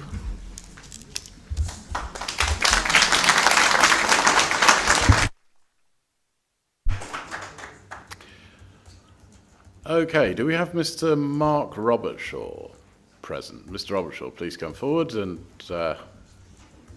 make yourself comfortable with the microphone. Yeah, I'm first generation. I'm first generation Manx. Many of my friends still don't consider me a Manxman, but there you go. I'd just like to say that firstly, it's great to see so much scrutiny today, which has been extremely lacking in Tynwald. And IMHKs have made a conscious decision not to speak about. They can speak up about it in public if they want to, but they've chosen not to. Anyway, my main issue or questions to the panel is that there's been a lack of transparency in terms of the contract. Ørsted have refused for our MHKs to actually see the contract, despite a motion in Tynwald where Jason Moore had actually asked whether MHKs could see the agreement between Ørsted and the government. Ørsted refused that, point one. Point two is that Ørsted have been allowed to speak smokes and mirrors around the financial benefits to the Isle of Man. They've talked about £56 million pounds per year. However, nothing has been mentioned about capital allowances. And the honourable lady on the front here who talked about, who's an accountant, if the project would cost £4 billion, that's £4 billion worth of capital allowances that Ørsted could offset against the finances of the project, which in my rough estimate would mean that we would not get any revenue for 15 years.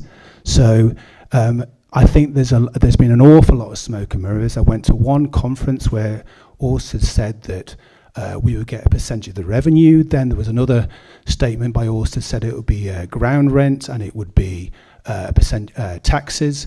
But if there's so much capital allowances, £4 billion estimated, this is my back of packet calculation, we were not going to see any revenue for 15 years. So that needs to be questioned.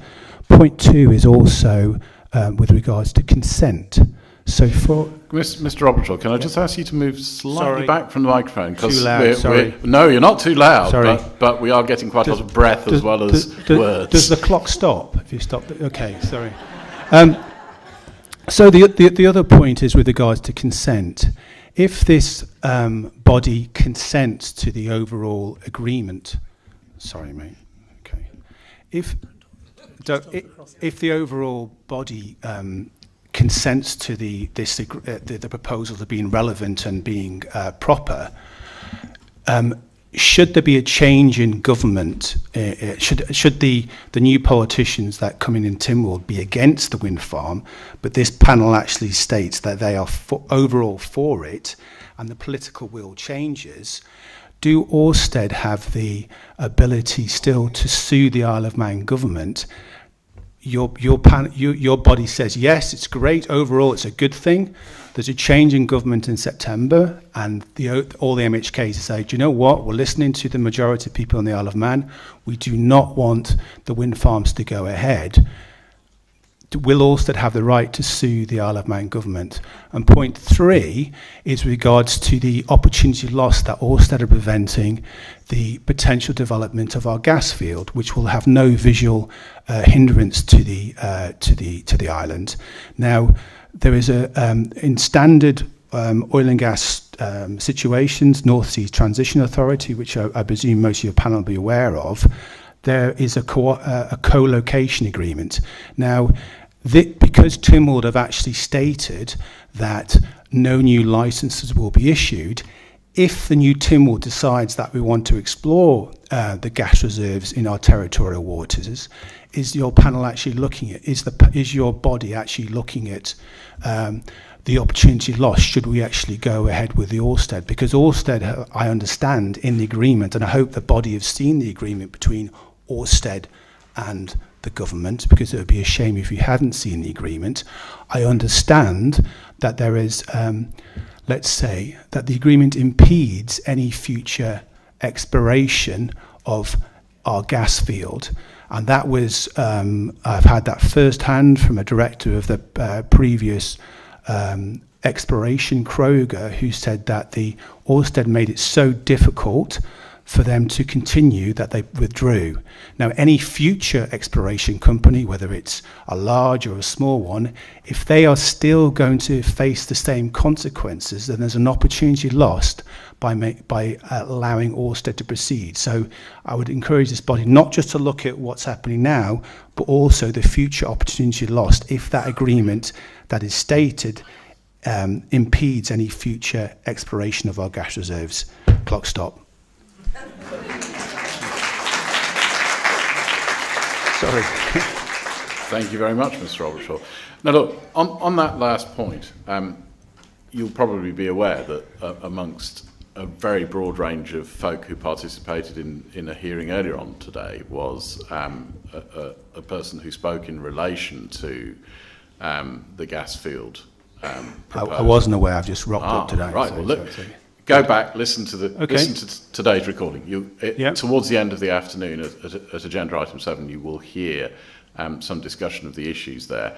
In summary terms, what we felt necessary to ask was the question about whether or not there was an existing exploration licence for that field, and we were informed at that point that there had been. Mm-hmm. And that Kroger had benefited from one, but that it had expired, and so that at present there was not one.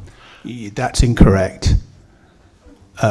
So what actually happened is Kroger withdrew, and the license is now expired, so that license is not going to be in your remit of your overall investigation. So I would say it's lacking, because should a new Tynwald new members of Tynwald in September decide that they would like to reissue a licence, and the agreement between Orsted and the government actually, or the Orsted agreement impedes any future exploration. Let's say, when I say impedes, it makes it economically unviable. Therefore, that opportunity loss should be taken into this body's view, in my opinion. Well, what we obviously have then to take into account is what the current Manx government policy position is. They don't want to do anything. Which is, and we are advised there. Exactly. They don't so propose to issue. So I would say that your report will be lacking if you do not consider that, because you have to look at the future, not just as what is now. You have to look to the future. Well, that's what I think we will be doing is considering that point very carefully. And the applicant are here, they've heard it, they I'm sure will respond to us in writing. The point was ventilated in this afternoon's hearing, so let's see what emerges from all of those processes, and as I've already said, we're halfway through. There are no conclusions as yet, and you will hear none from us until the close of the examination and the submission of a report. So we will give this very full and careful consideration. Thank you. Any other questions? Or I'll just check with my colleagues. The consent or no? Okay, thank you. Thank you.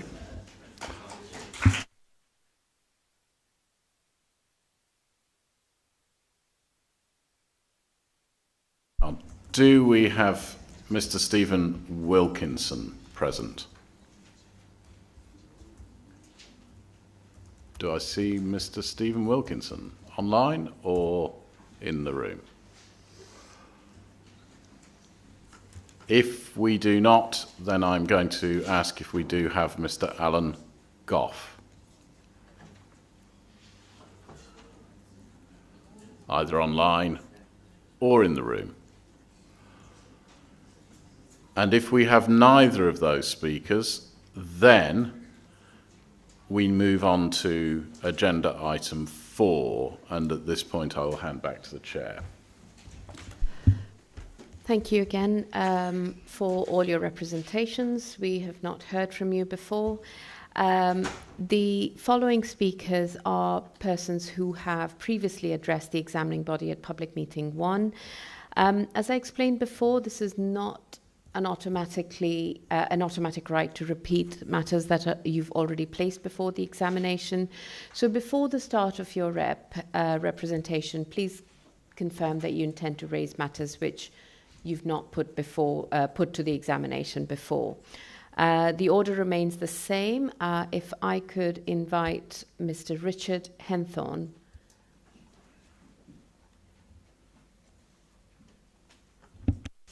Good afternoon. Richard Henthorne, and I'm here tonight to represent my own views and also to stand up and support the residents of Garth, as I've just been elected as the new chairman of Garth Commissioners last Wednesday. And I'd like to just make a few points that are new. As you know, last time I appeared, I was talking about the effects statement and how that sort of discounted all the views and everything coming from the Garth constituency. I want to just sort of drill down into that a little bit, so they are new subjects, okay? So just to be very quick to keep on the clock, I'd just say that Ørsted have graciously stated they've reduced the size of the project down from 100 to 87 turbines, reducing each of them from 389 to 350 metres in height, and a reduction of 5 platforms to 3. But this array is still huge and not but one of the biggest in Europe, and maybe even the biggest so close to a landmass in the world. In proportion to our small island, it's absolutely massive. This is the biggest infrastructure project on the island ever, and it's extremely worrying for everybody, as I'm sure you've heard this evening. It's not a large wind farm off the coast of a large landmass like the UK, which would be smaller in proportion. It's a massive wind farm off a very small island, and it takes up really almost half our landmass if you look at it on even Ørsted's maps. Ørsted's own documents state that the impact of the array will be major, significant, and I know I've repeated this, but this means long-term, irreversible and unprecedented harm. Yet none of their advertising literature, posters, brochures, posters at the airport mentions or demonstrates the major significant harm. It only shows pictures of the beautiful, unspoilt coastline before the photos and no after impressions. Here's one of the brochures, as you know, you've probably seen, this is more or less my version, which is not quite so pretty to look at. So we just got to get a bit of reality. I can't believe that government buildings have got Ørsted posters on. They're government buildings. They should be impartial until the decision is made.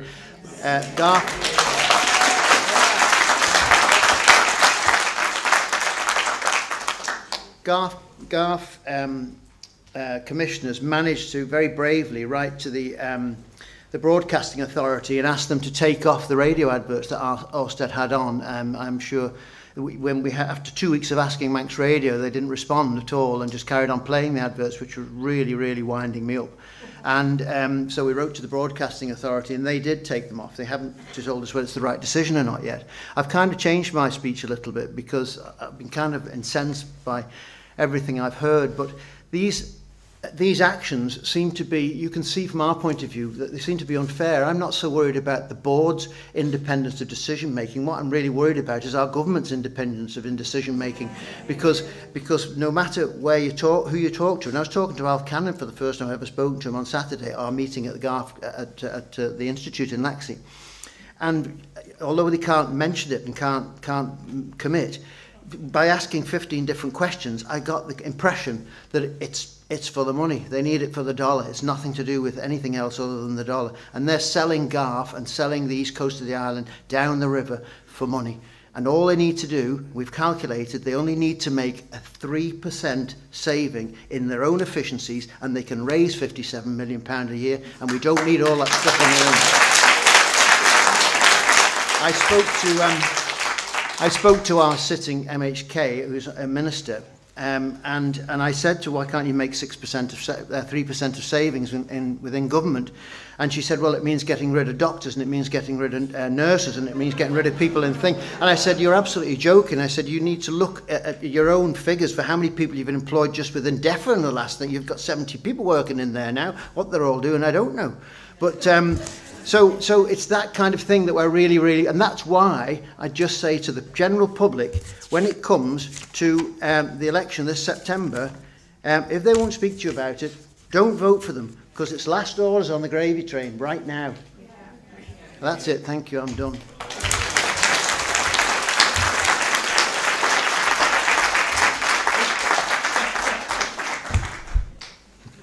Keen to go there, wasn't I? You were, Mr. Henthorne, but that's okay.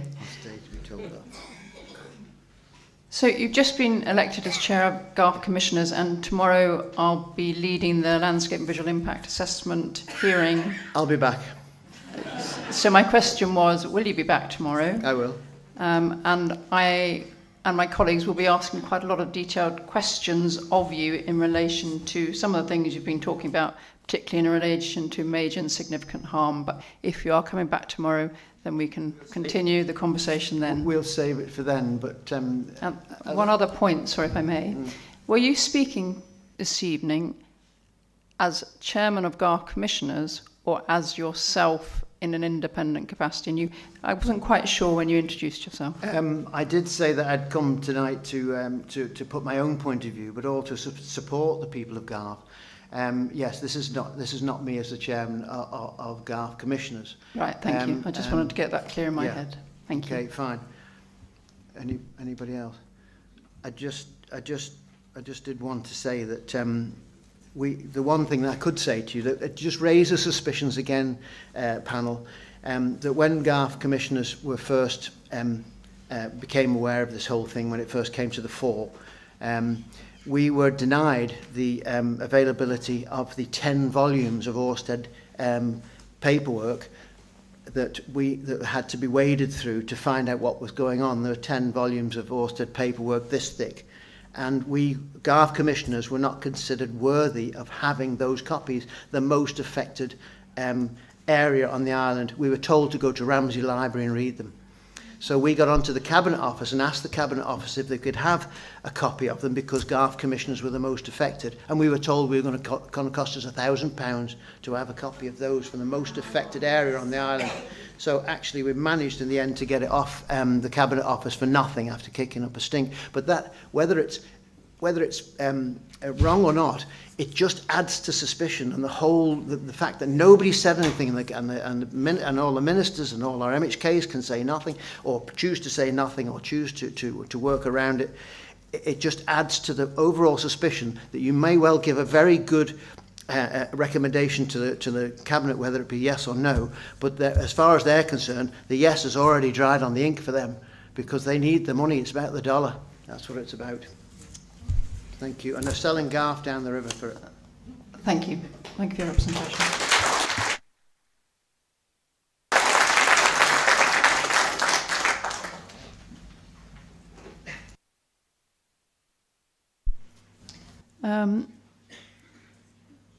Now, may we invite Mrs. Farcap as well, please?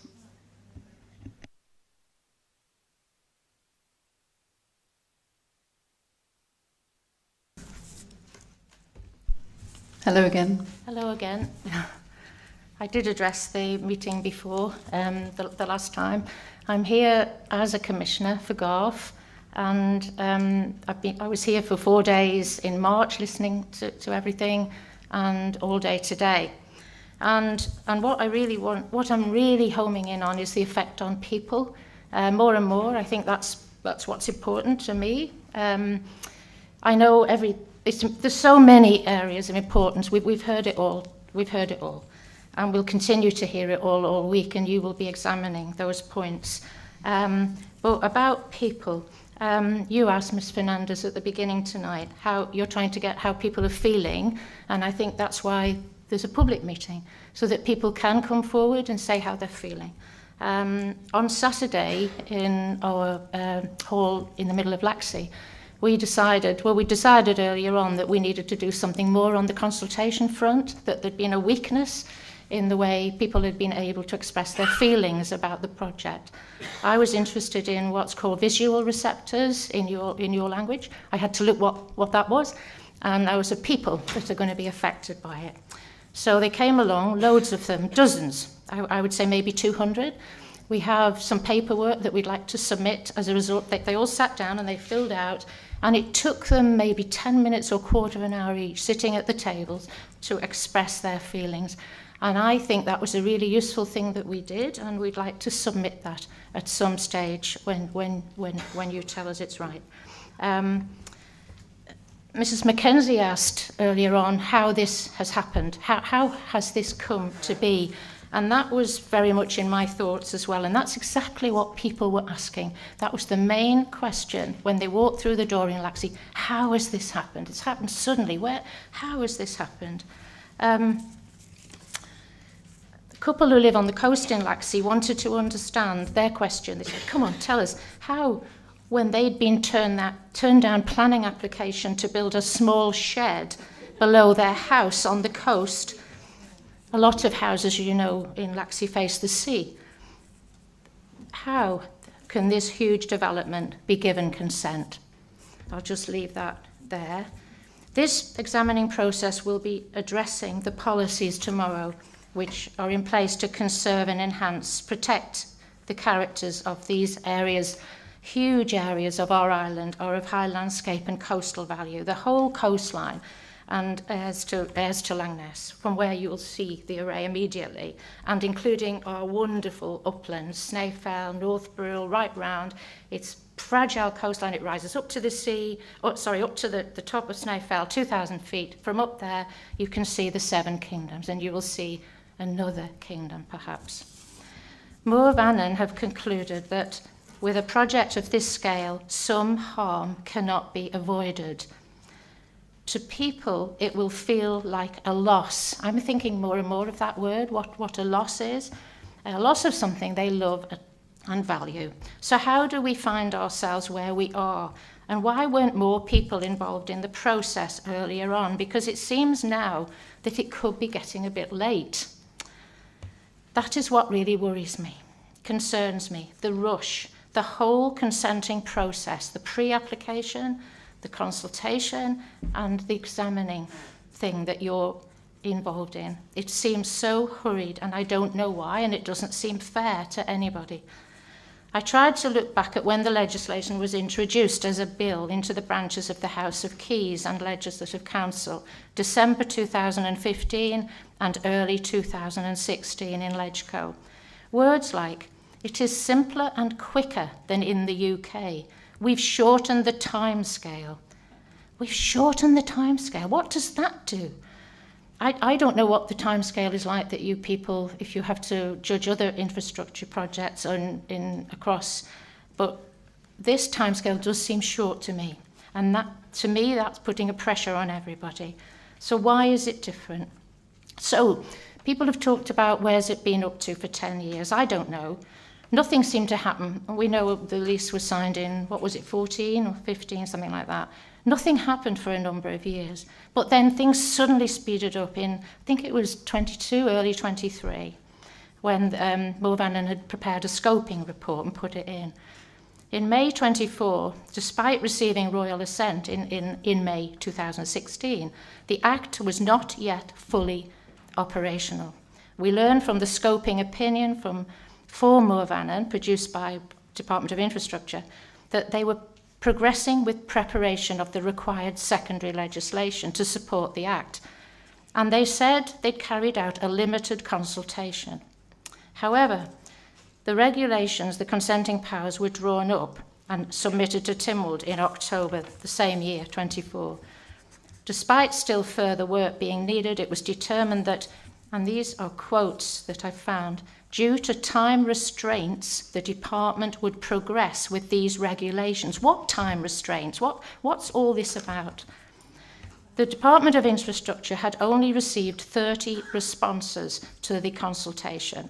I regret that our local authority missed responding. You can miss the government consultation responses on the consultation hub easily, unless we'd been directly directed to it as a potential interested party. We would have missed that. Only 2 local authorities on the island did respond, Douglas and Patrick, one on this coast and a very small local authority on the other coast.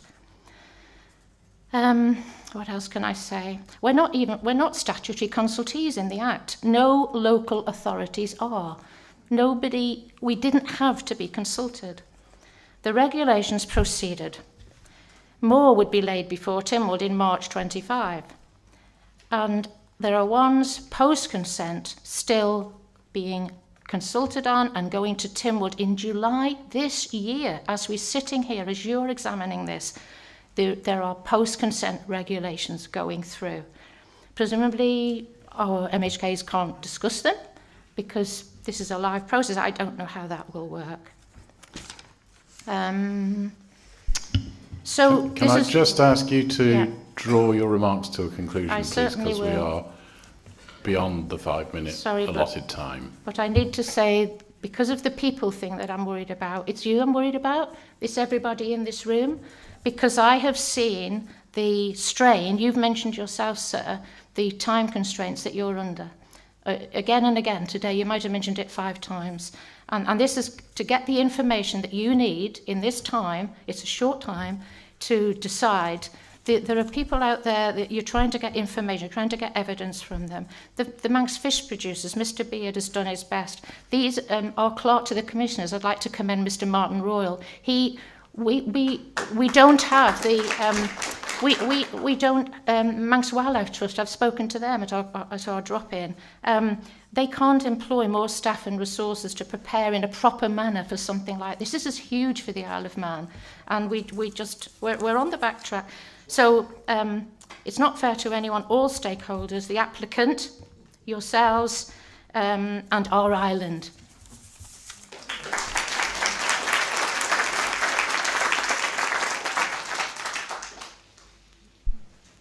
And you didn't indeed hear Mr. Smith referring to time pressure earlier today, and that was to make sure we finished that hearing so we could meet you all here this evening. So it was in that context that he was saying that. Yeah. But anyway, I think. Thank you. I don't want to take more time up, sir. It's just worth highlighting just a couple of things. A lot of points that you've raised are are noted and of course are in our considerations. Just in terms of your status, as soon as the council accepts an application, you local authorities under legislation are notified and they become a statutory body. Now, I understand that your concern at the last meeting and at this meeting was why that engagement did not start earlier. And I'm unable to address that point or indeed even address that point. But all I am able to say is that GARF Commissioners has had statutory status since the acceptance of the application. In addition to this, the examining body made a decision to request local authority effect statements, which GARF Commissioners responded to. And so we do have an idea of how you as a local authority have felt about this application and how that is affecting your community and your local area. So, we have that understanding in examination. And I have invited GARF Commissioners tomorrow to the hearing, as we mentioned earlier with your colleague, to very much look into some of those aspects that was contained in your local authority effects statement. So we'll be looking at that tomorrow. Thank you. Ma'am, on that point, authority, when we were accepted for a submission, it was only a 12-week period we were given to read all those volumes, 12 weeks to read, or 10 volumes of paperwork. So the point Mr. Henthorn made was about the lack of time. The only reason I'm repeating it is because the microphone was not there, so just for your recording. The point Mr. Henthorn has made about a 12-week period given to read volumes of information and respond to it. That is noted, Mr. Henthorn.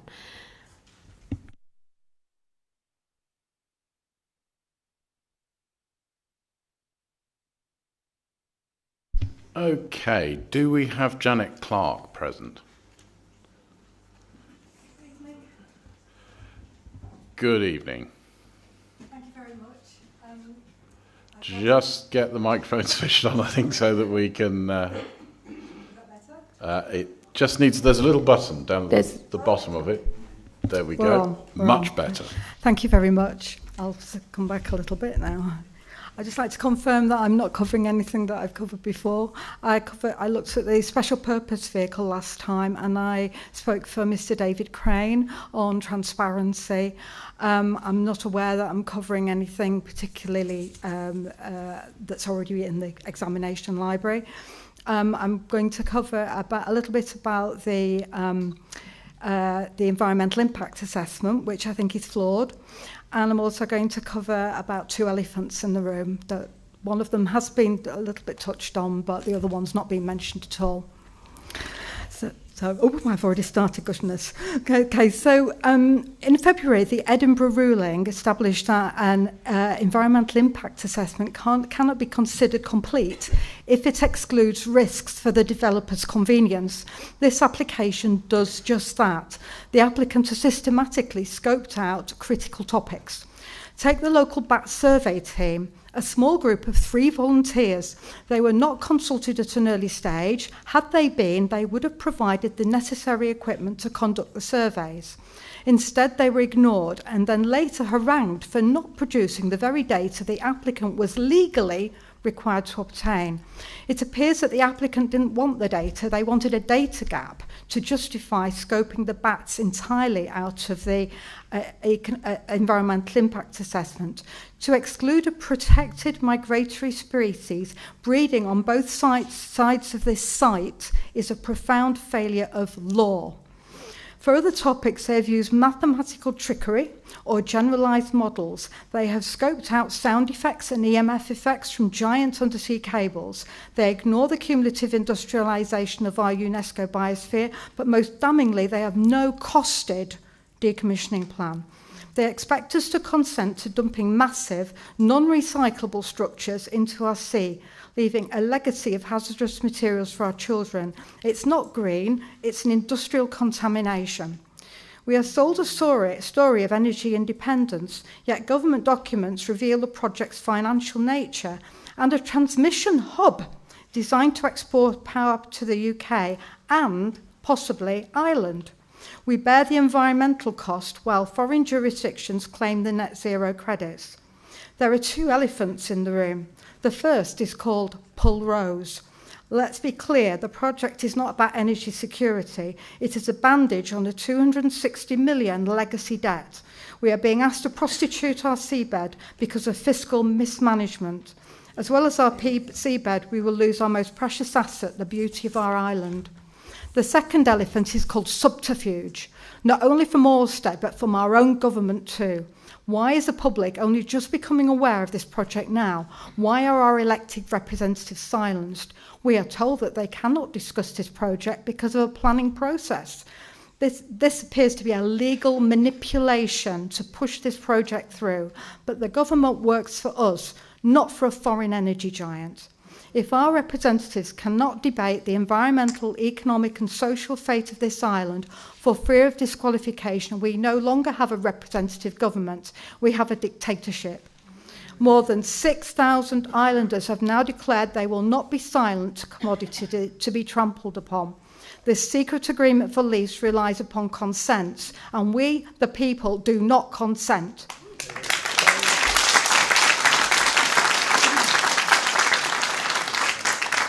We do not need this project. We do not need to be a vassal state for someone else's profit or energy requirements. We can have our own sovereign energy project. I can talk about that, but another time.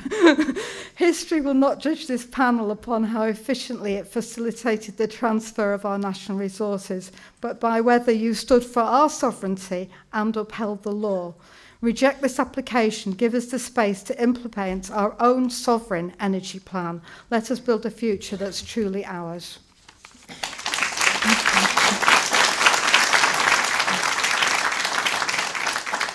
I will do my best to answer questions, but I've only got one ear, and that's not great. Okay. Well, I'll just check with my colleagues. Ms. Pownell. I just wanted to talk about the bats. The bats. The bats. It is the one that's protected that has the it's got two breeding grounds either side of the site. It's called, and I didn't say the word in my speech because I've slipped over it a few times, Nathesius pipistrelle. And it's got a breeding ground in Morecambe, and it's got a breeding ground in Northern Ireland. But I was speaking to one of the bat team, and he told me the name, and I didn't catch it properly, and I haven't been able to find it yet. But basically what he said was that it's right on the flight path, and they've not been looked at. So we've been looking at bats. Oh, excellent. In the first hearing, we asked for a statement of common ground, which is essentially a discussion between the applicant and the Manx Bat Group, to have that discussion about the surveying and the assessment of bats and about bat mitigation. And so we're going to be looking into that in full at the hearing 6 on Wednesday. Okay. So just to reassure you that we are looking at bats and the bat. I'm booked to be there virtually. Thank you. Okay. Thank you very much, Ms. Clark. Thank you.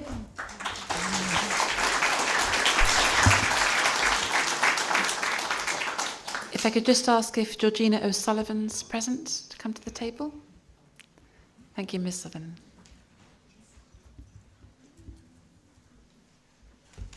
Just like to make yourself comfortable when you're ready. Go right ahead.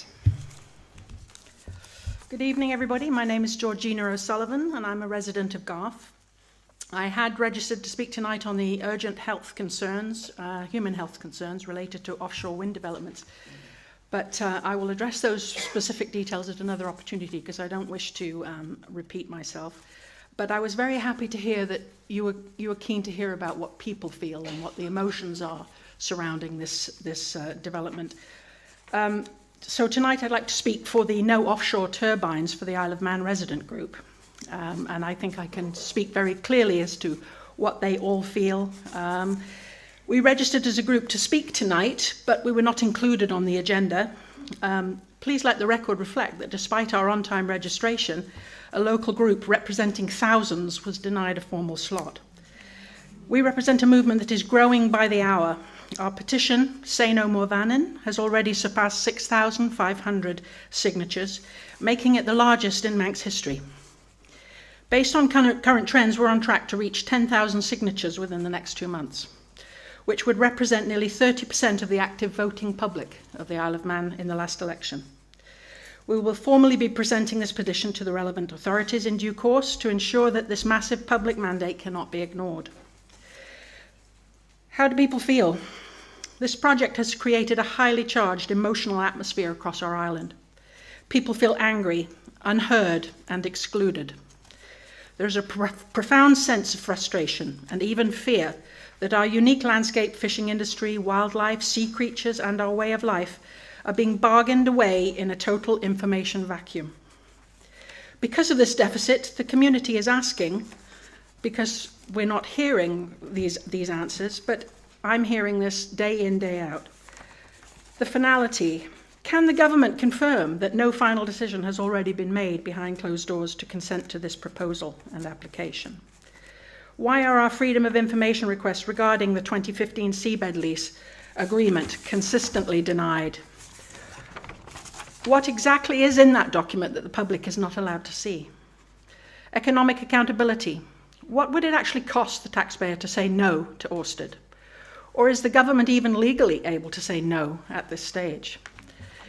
Integrity.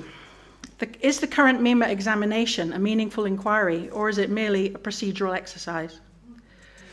We call this process out for what it seems to have been, a failure of public consultation for the largest infrastructure project in our history. Public trust is eroded. Public inability to engage due to the MEMA's very short windows of opportunity and the rejection of public input unless people had signed up by November 2025 is frankly hard to accept as a reasonable process. We agree with the applicant's recent statement on Manx Radio. The Manx public's views must decide the future of Mooir Vannin. Therefore, we call for an immediate pause on Standing Order 3.4.3 to allow our MHKs and candidates the democratic freedom to discuss these plans openly with their constituents. Ahead of the election, in order that voters and politicians can be fully informed, we request that the government, not the developer, provide a fully transparent statement as to the merits and demerits analysis of this proposal and application, and how that would change in the following scenarios. Number one, if all the energy generated as expected and originally intended is for the export to the UK. And number two, as there is no energy supply agreement in place, if there was to be one, what costs would the Isle of Man public be expected to bear, and how would that affect their electricity costs? This must also include a guaranteed financial benefits to the island and associated risk assessments that have not yet been disclosed to the public, but which we are told were the main objective in the origination of the Ørsted Mooir Vannin Wind Farm Agreement. This application must become one of the defining issues of the September 24th general election. We call on every voter, ask your prospective candidates exactly where they stand. If they cannot or will not state their views regarding this massive industrial project, you should consider another candidate. No views, no vote. Ignoring the voices of 6,500 and soon to be 10,000 residents is a failure of democratic governance. We request that the Mooir Vannin application be rejected or at least paused until after the September elections to allow the Manx public to decide the future of our island. Thank you for your attention.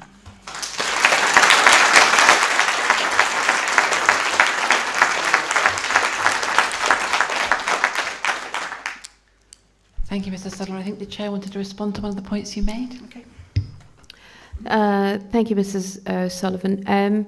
Just on the point about registering and being denied an opportunity to speak, I am intrigued by that. Do explain what happened.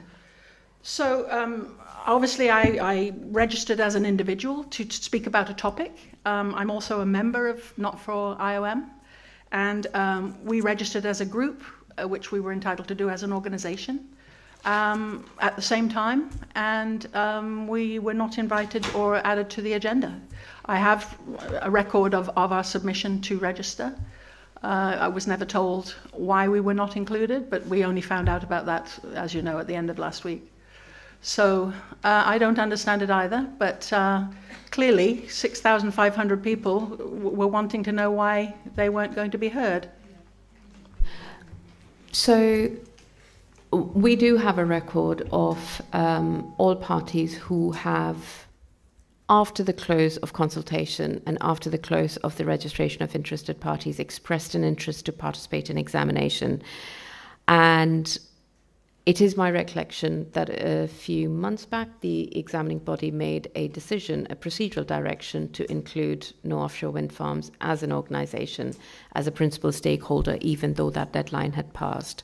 So that is something that we have a record of.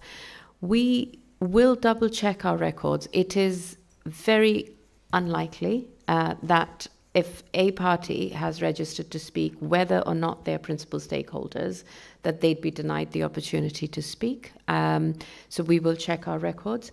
Having said that, if you feel you have been denied that opportunity, I will just repeat once again that we will notify parties whether or not we're holding a further public meeting in July on the 26th of June.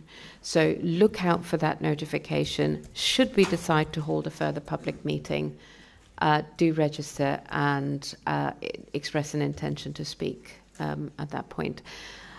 I did want to follow up a further point, which was the FOI request that you've put in. Were you given any reasons why you were not being...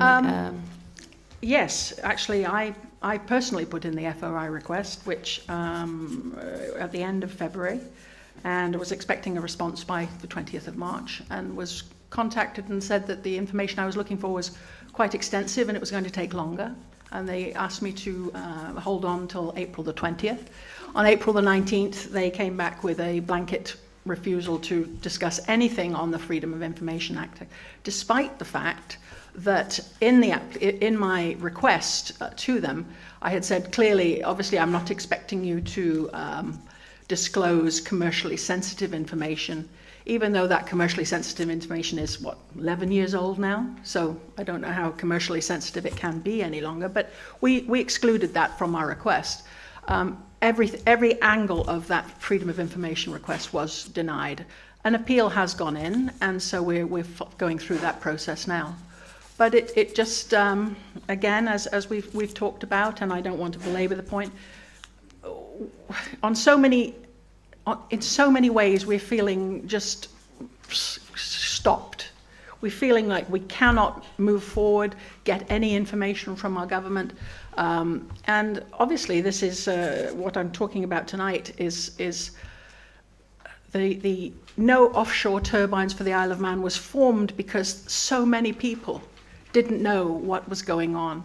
Public consultation had clearly failed for thousands of people, and many people still don't know what's happening out there. And it just needs to be looked at very, very carefully. Those points are noted, Ms. O'Sullivan. Thank you very much. Nothing further from me.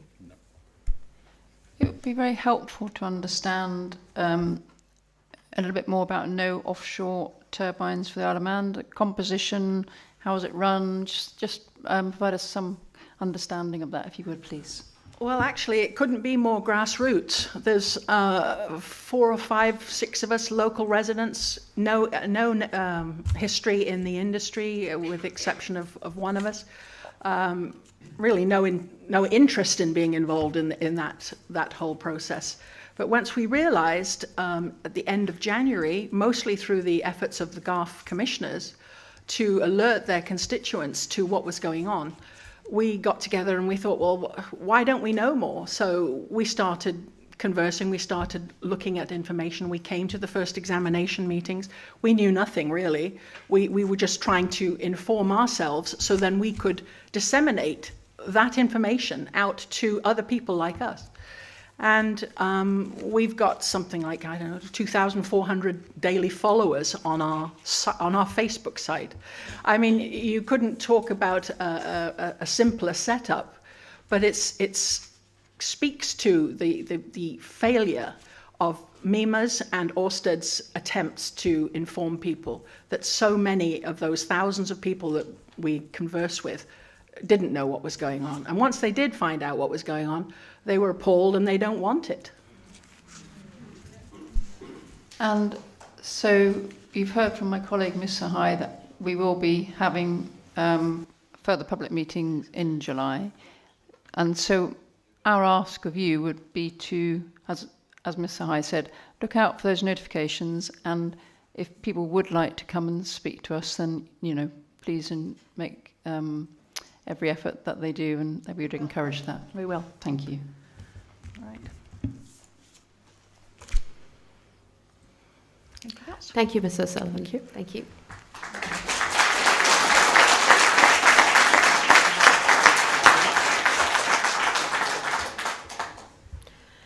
Okay, can I invite Mr. Ian Strafford, please? There's a lady there with a hand up. I've just got a quick question which relates to Gina's comment. Can we just ask that you don't just speak to the room, because it obviously then won't go to the recording. If you've got a question, I think it might be just quicker if you come up to the microphone. Thank you so much. Thanks. Actually, it was, I can't remember which of you said it, Gina or you guys, but there was something about missing the deadline to register as an interested party or as a principal stakeholder last year, and then the Not for Isle of Man wasn't registered then, so therefore they'd missed the deadline, you know, they weren't around, but they've been allowed in. So is that possible? Because, as we know, there was very little public awareness of anything actually before Not for IOM started. And so lots of people are now saying, gosh, I wish I'd known, I wish I'd been able to register. So is it possible? Is that what we're saying? And has that been published? Because I don't think people realise that either, I'm afraid. That's actually a really interesting point.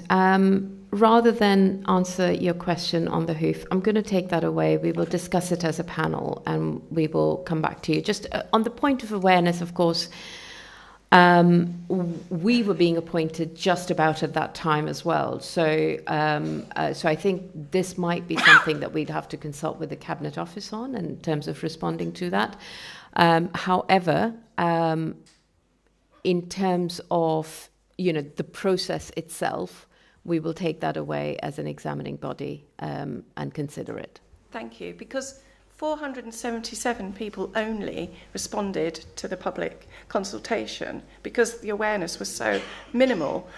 But in a couple of months, 6.5 people have responded to the petition. And it, you know, something like 14 times greater participation via a Facebook page run by a group of volunteers versus a public consultation run by seasoned professionals. So, anyway. Understood. Thank you. That's noted. Thank you.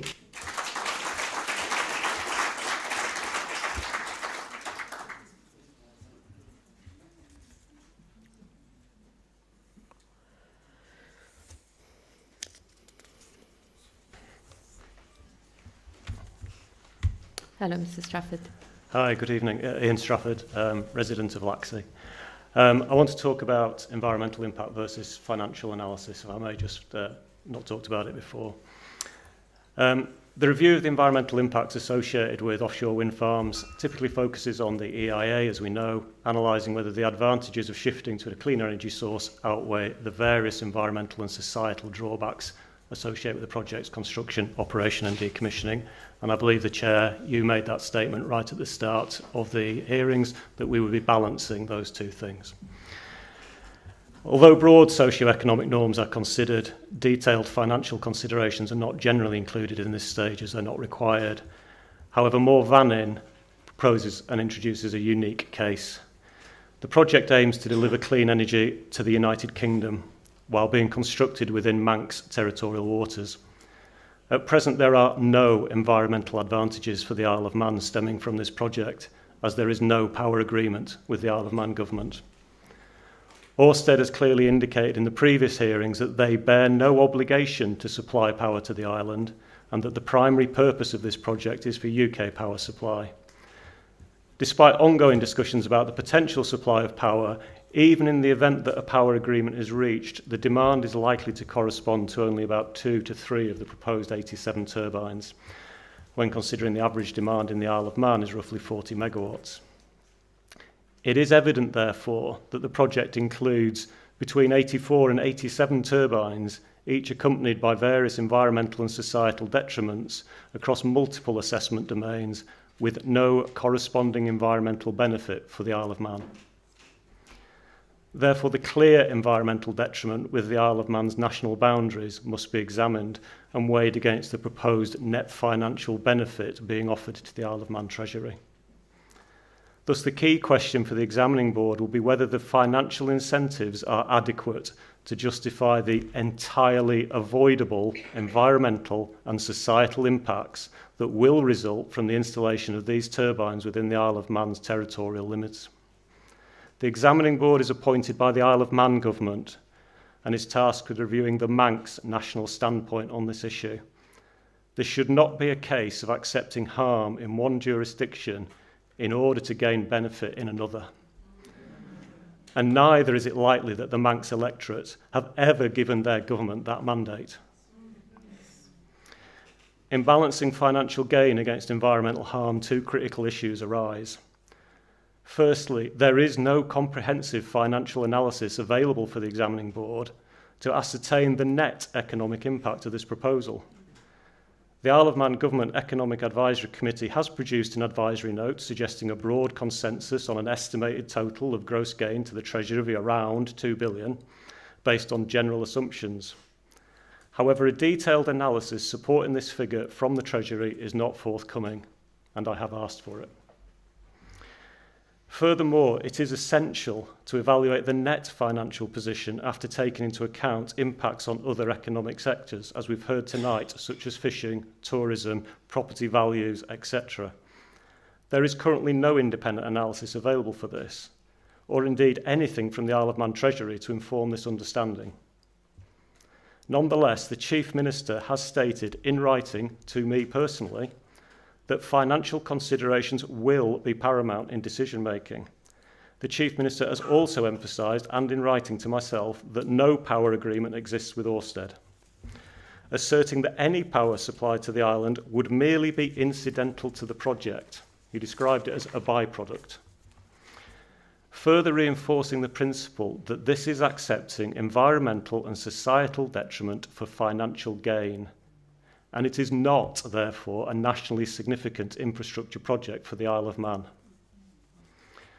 Secondly, it remains to be determined whether the examining board possesses, and this is not meant as a slight, please bear with me, it possesses the necessary expertise to assess and advise the Isle of Man Treasury on the adequacy of any financial analysis, whether they have access to the agreement for lease and any clauses in it, and whether that may, or whatever that may contain regarding consent, and whether you can evaluate whether the environmental detriment is therefore outweighed by any financial gain.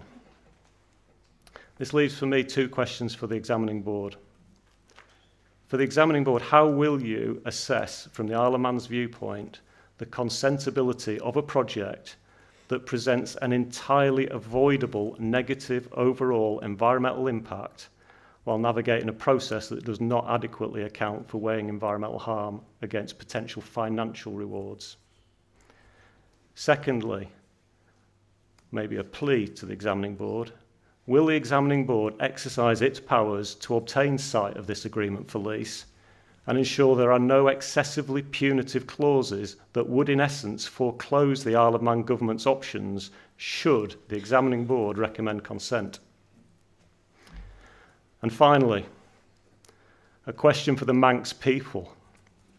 Is your environment up for sale? Your government seems to think so. Do you? And did you ever give them that mandate on your behalf? Thank you.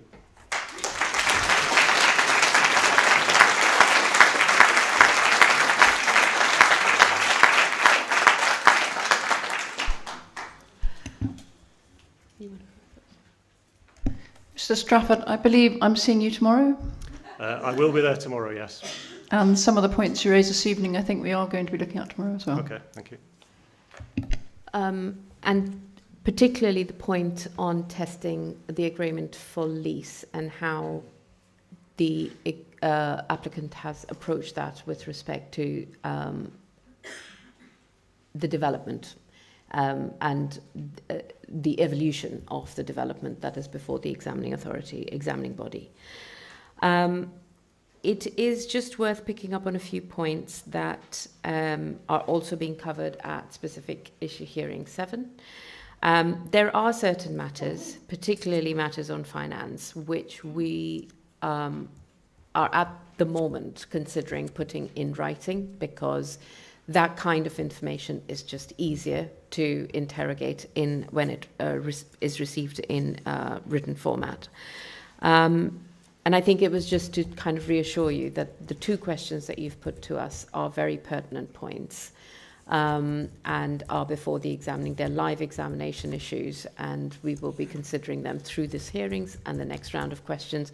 And in fact, there were a few questions put to you the first round of written questions. You might have noticed that there are some very relevant questions to the points that you've made in that round of written questions, which I think ran into about 130 pages and 250 questions. So those matters are being interrogated in a great deal of depth.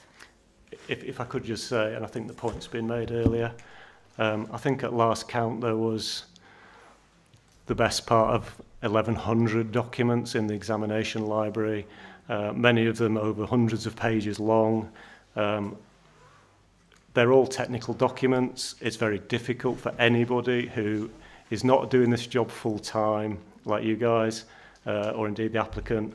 I understand why it's technical, having worked in that sort of arena before, but to expect members of the public to be able to assimilate all that level of information and come to a conclusion, having understood what it meant, it is almost excluding the average member of the public from actually taking part.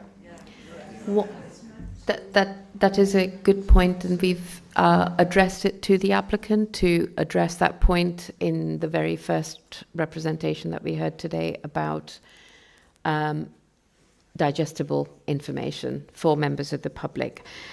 Just to say that the 1,100 documents in the examination library have to be read by the 4 of us. Yes. So we're very aware of the number of documents. And I'm sure you're very well paid to do it, so, that's great.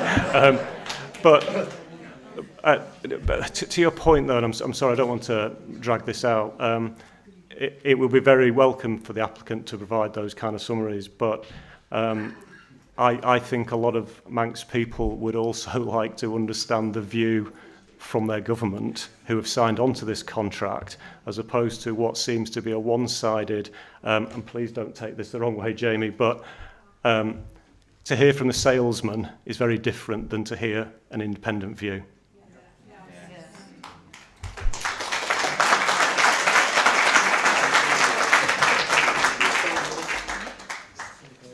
Mr. Strafford. Oh, sorry.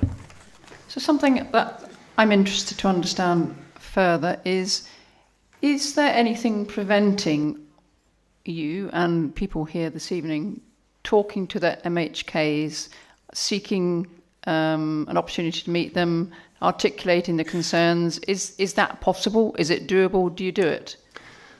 So I speak regularly to my MHK. I've had 2 meetings, each of best part of 3 hours, sat in my dining room with my MHK. And I won't say which one because I don't want to malign them in any shape or form, but what is evident, and speaking to other members, is MHKs are not informed on this. They do. Somebody made the point earlier this evening that we know more than they do, so therefore there's not much conversation. Let's go and have a look around the building, kind of thing. We met with the Clerk of Tynwald to discuss petitions. The Clerk of Tynwald had no idea about this process.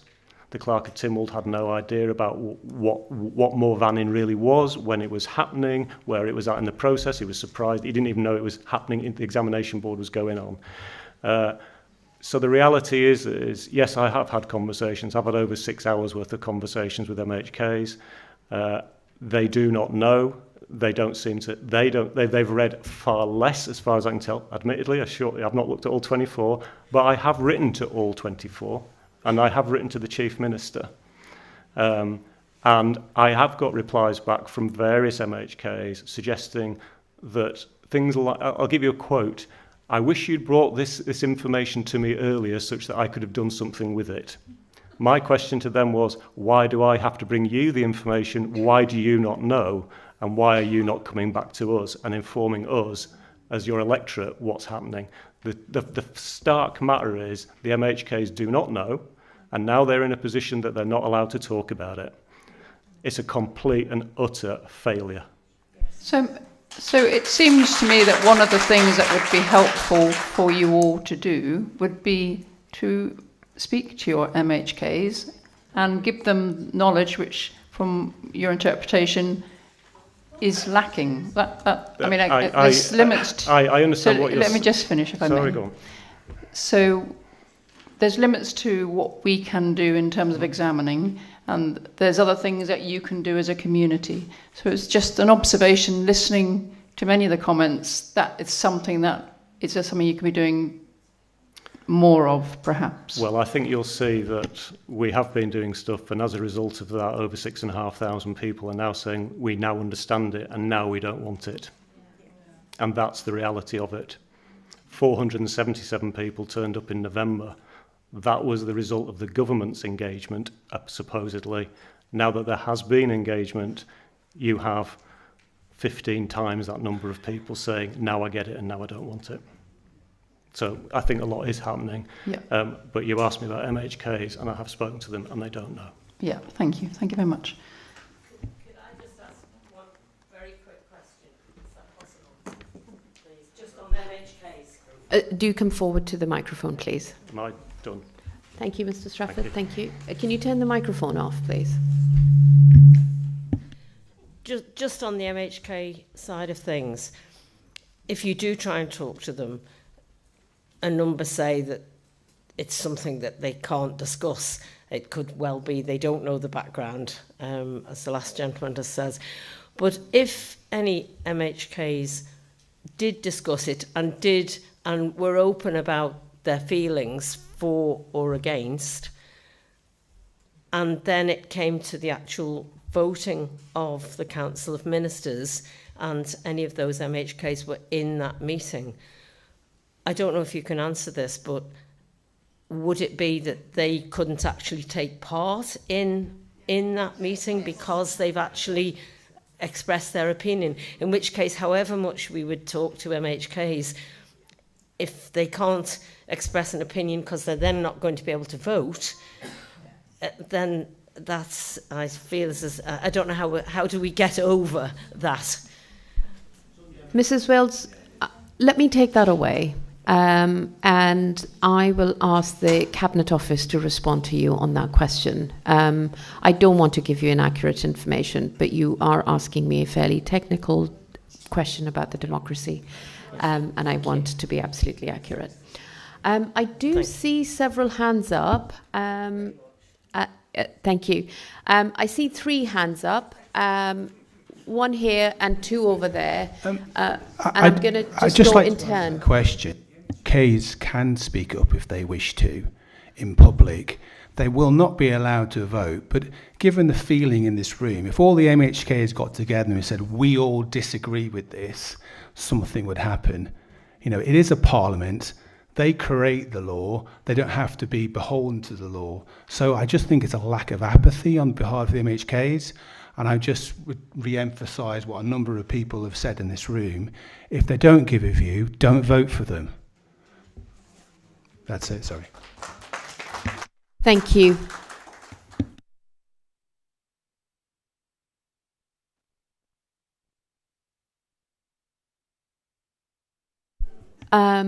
Ms. Clark, sorry. And if you could introduce yourself before you start speaking. Can you turn the microphone on? Sorry about that. Janet Clark. I think what everybody can do is we can force them to do something by putting freedom of information requests in. Who is pushing this? If this process is truly transparent and standard, the government will have nothing to hide. Find out exactly who is directing the suppression, Because that's what's happening. It's not a law, it's a pseudo-law. They can decide not to do this. Somebody is pushing this. Find out who it is. Put a Freedom of Information request in. Thank you.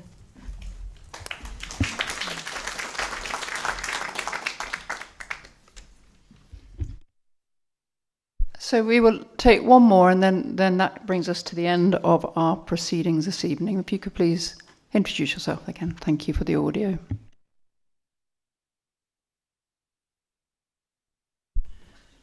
Jamie Smith, Garth Commissioners.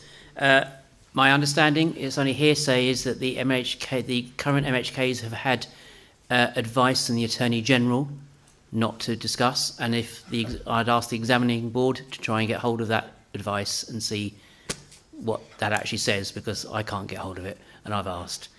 And secondly, can I ask, you're going to hold a further public meeting, possibly. I'd ask, could you consider holding that on the East Coast, possibly in Ramsey or Laxey or Onken, or I might suggest possibly all three? Thank you. Yes, indeed. Thank you very much for that. And I think we'll just hand over now to Ms. Sahai to close us down this evening. Thank you. Thank you. I am, just because we have allowed so many speakers to speak out of turn, I do just want to thank everyone for participating. And given some concerns that people have expressed about not knowing about one needing to register and expressing an intention to speak, I do want to emphasize about the dates in July, which is just before the, which is in the middle of July. Right. Okay. I don't believe that there's anything further for me to say, except to confirm that the applicant will be responding to the matters raised today at deadline 4. There are a few specific actions, but we have verbalized them, and they will be issued along with our hearing action list as soon as practicable, most likely by the end of this week. And with that, at 8:46 p.m, I close this public meeting too. Thank you very much.